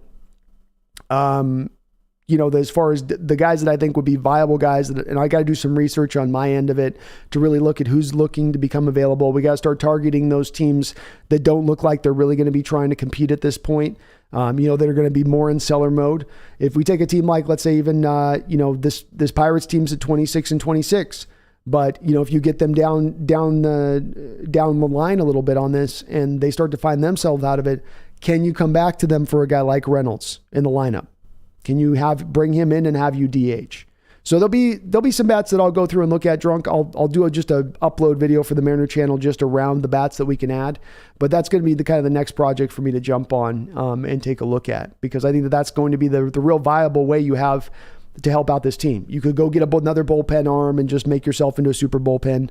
You could go maybe add another bat for the bench that you can bring off that gives you a little more viability in that aspect of things. But I think to have the greatest impact in the place that's the easiest one to improve, because you can find DHs growing on trees. I know we've had a hard time with the last couple of years, but traditionally they grow on trees. We might be in a bit of a famine right now, but normally there's a lot of fruit on those trees, and it's just a matter of grabbing a guy who's not going to be able to play in the field at all. You're just getting him for their bat. Who's that guy? We'll see who maybe they can kind of see who's maybe up and around there, but I will look to try to get a video put together for that. Wu-Tang says, we're officially head of the Angels in the West. Let's go, Ems. Let's put them in the rear view. They're back there now. That's where they should have been from the start. So let's start sticking A's, you back there. Angels, you back there. Hey, Rangers, where you at? Rangers, get back there. Get in the back seat. This is your year to be back there. We're up there this year. We got shotgun this year. No, in fact, we're driving it. Houston can have shotgun. We drive in this car. So let them all start to take a pass. Let them all start going back that way. Sean Lee, that was awesome. That was a fun game to watch today. That was a good game. Seahawks 12-man games has given me flashbacks to the walk-off home run against the Jays last year. Me too, man. That was pretty tight. That was awesome. Voodoo Magic says Reynolds would be right field and TODH. I'd be okay with that. Voodoo, I'd be completely okay with that. I mean, both those guys, I think, give you okay, as far as their fielding goes. So that'd be all right to do. And you could probably flip them back a little bit, Voodoo, to keep them fresh too within that, right? So you probably load balance a little bit of it as well. YDK says, I think we want an older infielder that we just DH, but spot starts for second, third base if that guy exists. If he exists, I mean, who's that guy? There's probably a guy out there, Y2K. This is why I got to do the research on it and check on it, but there'll be a guy out there. And yeah, Drunk, as long as the guy's not Tommy Latendon. What would I call him? Tommy Patella? Tommy Patella, that's what I called him. Yeah, no more of him. In fact, any guy named Tommy, I don't need that guy in my lineup. This ain't 1942. Okay? Right? I'm sorry, Tommies, but if you don't go by the name Tom or Thomas, you don't need to be batting in the major leagues. Y2K, last year somehow I got Aaron Judge the last pick, second round. Easy fantasy season for the win. Yeah, I bet so. That didn't get you the win, then you drafted quite poorly. Megan says, as long as Aaron Judge does well, I'm good. Well, he's doing good, Megan. So, Megan says, what do you think the problem is with Teoscar? Loved him last year. What happened? I think he's doing fine, Megan. I mean, he's hitting 233 right now, so he's 30, 40 points off where his career averages would be at, but his power's still been there, and his glove has been really solid in the outfield, and he moves well on the base pads. So there's some stuff that he's given that's really good. He's just missing the average a little bit. Which I think will come along to round the historical norms when it's all said and done. He could come up from 230 Megan to 250, and as long as he's giving us 30 home runs and playing good defense and giving the doubles power, OPS is really high. You're okay with that. You'd like it to be better, but we can make do with it because the rest of the lineup, you'll have Crawford around 260, France around 260 and getting on base with those two guys. Then you'll have Julio, Kelnick, Suarez, Raleigh, Hernandez. All of those guys are really threats to hit 30 plus home runs, which would mean that you'd have a lineup that be one of the most home run hitting lineups in all Major League Baseball. So you can kind of overcome a little bit of the lack of average from that, but it would be nicer, Megan, if it was better. But he's going from Blue Jays Park, Ball Stadium, which is very pro hitter park. We've talked about this, Megan, how there's different fences and different sides to fences and all that stuff. And now he's gone to one of the toughest hitters parks in all of Major League Baseball. So you would expect a little bit of a regression going from one of those to the others. YGK says, how does someone not like Judge and I hate the Yankees? I don't know, man. He does seem like a good guy. Ethan says Reynolds is not coming here unless we trade Kirby or Gilbert and Harry Ford. Great player, but costs too much in a trade. Very well might. And the one thing about this is, if I'm not mistaken, isn't Teoscar in the last year of his contract? So there could be a little bit of thinking about the investment into the future of that one with right field in regards to right field. But it was just a name off the top of my head. I do need to do a little bit of a deeper dive on these guys to come up with who might be a realistic person.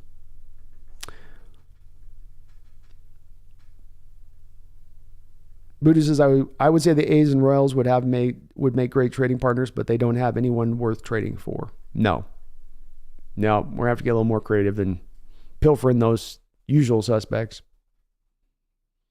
Skyler says, I called that when I stepped into the chat. Good vibes only, baby. You called it, man. Well done, Skyler.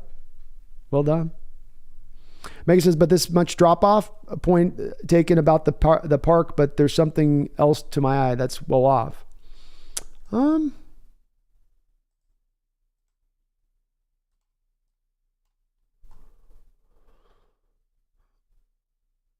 I mean, he hit 267 last year.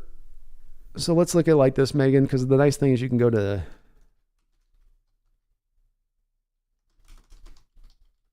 the ESPN site, and they'll actually show you projections of where the guy's also going for the year at his current pace.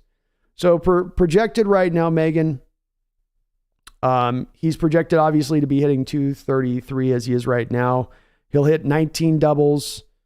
He's on a projected status to go with 19 doubles, 28 home runs, and 3 triples.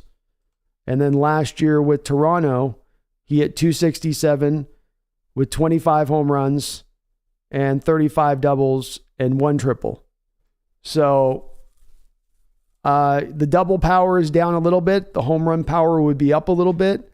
And the average is down by 30 points. It's not really a significant enough drop to me to be too concerned with that at that point, Megan. If he was hitting around Mendoza line and he wasn't giving us any power and hitting 233, that would be one thing. But he's up kind of close to his power numbers. He's up historically at around where you would expect him to be there on that standpoint of it. But it is still early too. Let's remember that. Not early, but it's still relatively early in the respect that we have still by far the majority of the season to play. So let's see if it does maintain there. He's definitely not hitting as good, Megan, but definitely, like you can see with the projections I'm saying, he's on pace to hit 28 home runs right now. He had 25 last year. He's pretty close to where he was double triple combo. He's pretty close to where his projections are with that. It just is really the average when you break down to it. And I think some of that at least gets explained by the different ballparks, maybe not all of it. But then if some of it gets explained by the ballparks, if he's having a drop-off this season from an average standpoint of 20%, and you explain 10% of it away from the ballpark, am I going to get over the moon about that 10%? Not yet, I would say. Not yet. Especially because the free agent year, you're just going to get the 1 year of productivity from him anyway, probably on this. But we are only still April's the start date of the season, right? So we're not even fully yet into the first 2 months of the year yet, you know? So if we were in football territory, we're making it be like we're 5 games into the year, you know? I can't make a full determination quite yet on it. He's close enough for me to historical markers to go, okay, we don't have to hit the panic button quite yet on it. But he's not as good. Yeah, let's check back in with him where he's at in September and whatnot. Will we resign him, Megan? I think the tendency here is going to be to lean away from not doing so, because you could just take his money, add a little. You'd have to add significantly more, but you could take the money you'd pay him and add more, and then just sign a Shohei Ohtani. I think that's the one that stands out as the straightforward potential fill-in for him that they could be already looking at targeting. So, and if that happens, then he wouldn't have a chance to come back. So it's possible, but this is where he's in a little bit of. This is why I like to wait on him too, Megan, because he is in a contract year. He's in a prove-it year. In baseball, it's nice usually to have players in those prove-it seasons because you're going to get the most out of them. You're going to get their max effort. They're not in the middle of a contract they know is guaranteed, and they can sit back with their hand on their head and go, Megan, what's the likelihood he comes to Seattle? I think it's good, Megan. Seattle's got a real pro kind of Japanese kind of, not pro culture, but there's a lot of that culture within that. He's got the track record of Ichiro playing there. And Seattle's going to have the purse strings to make the move and sign him, as far as they'll be willing to pay him. So there'll be competition and all that. But I also don't think Shohei Megan's going to be looking to want to go to the East Coast.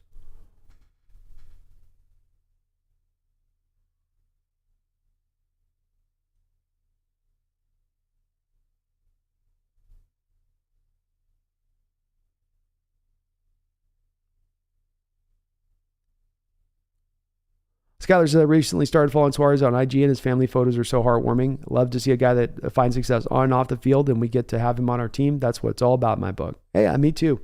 He's an easy guy to root for. I love watching him play the sport. He's a good third baseman. Underrated player probably overall too, for how long he's been so productive, especially with that home run power. He says also it's going to warm up for the longer moving into the summer. Those warning track balls will go over the fence. We've also had a fairly difficult schedule, and it's going to lighten up next month. Great points all the way around, man. I do believe that, like you said, the warm weather is going to help the balls start to carry out a lot better. Indeed, some of these warning track balls are going to now go over the fence. We're a home run hitting team. That's who we are, for good, for bad, for worse, for in between. That's just the way we're built. And we're going to live and die by the home run ball. Good news is that we have a lineup pretty well stacked of guys that can hit home run balls. So we could very well win the day, even though that's just the way we do win the day, versus you'd think in our ballpark we'd be more small ball based. But it's all about the long ball.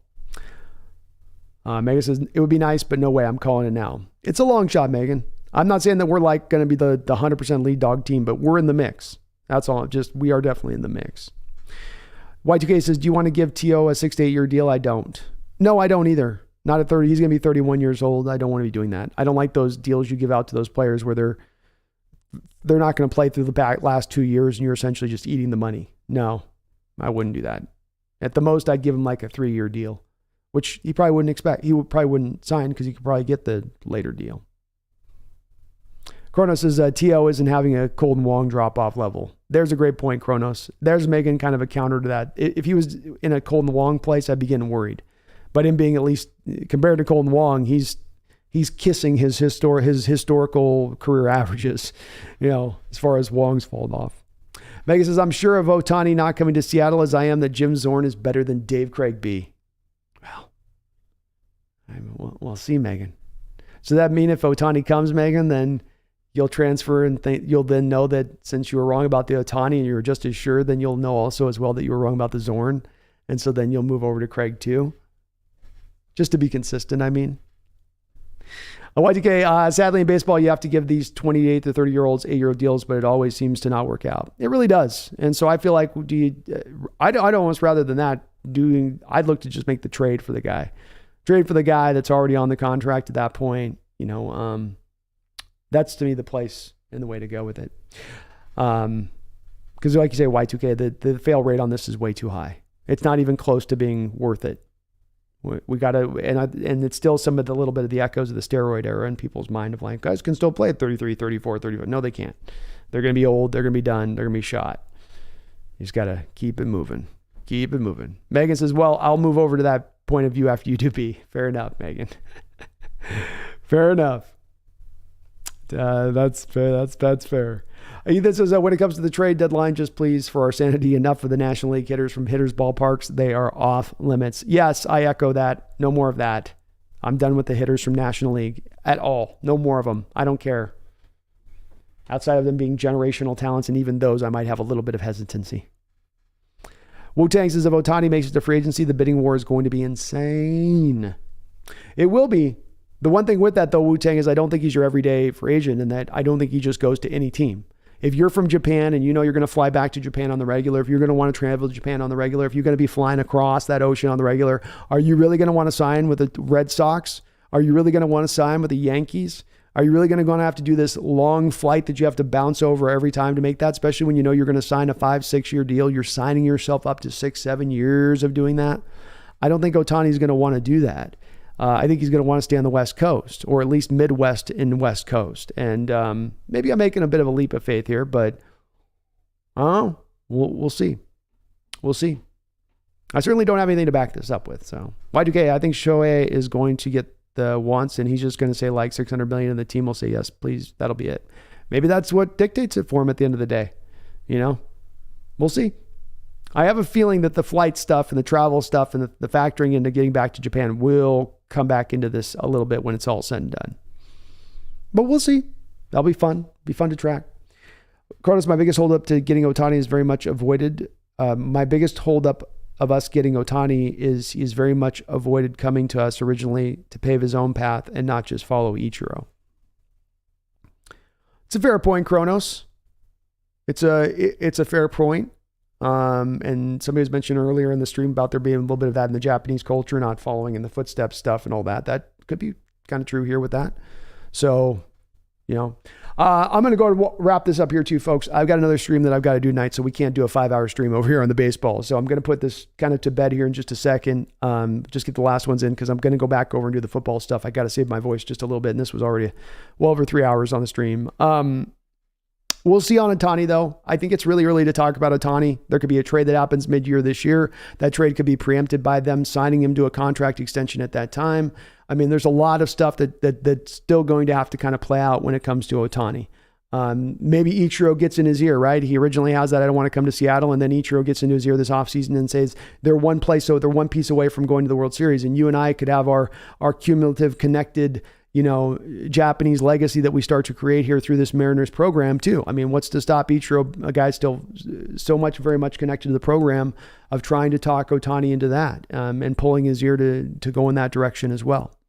So early though, it is hard to tell, you know, and it is why making any kind of projections on this stuff is probably silly to do so, because we don't know what's going to happen, right?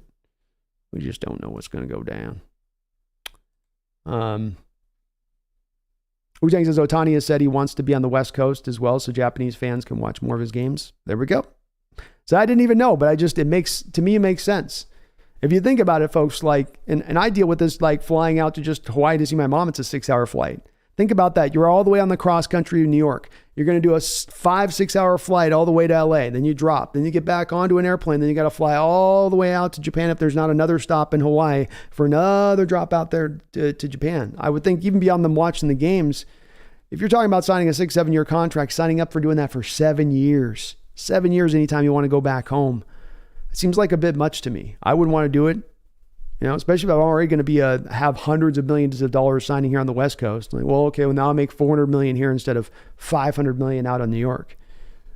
But, Voodoo Colton Wong's brother plays for the Tacoma Rainiers, batting .324. Maybe it's time for a swap. Maybe, hey man, Colton looked pretty bad last night. It did not look like it was coming together. Megan says 19.5 hours from Sydney to Seattle beat Crimea River. I'm not crying a river. I'm just saying what I think a player would consider on this stuff. But I don't like long flights. And I wouldn't either if I was a player already having to fly around during the year. All that you got to fly around throughout continental America. And then you're like, okay, now I'm going to go over it. It would be a bit much, you know. I think it'd be a bit much.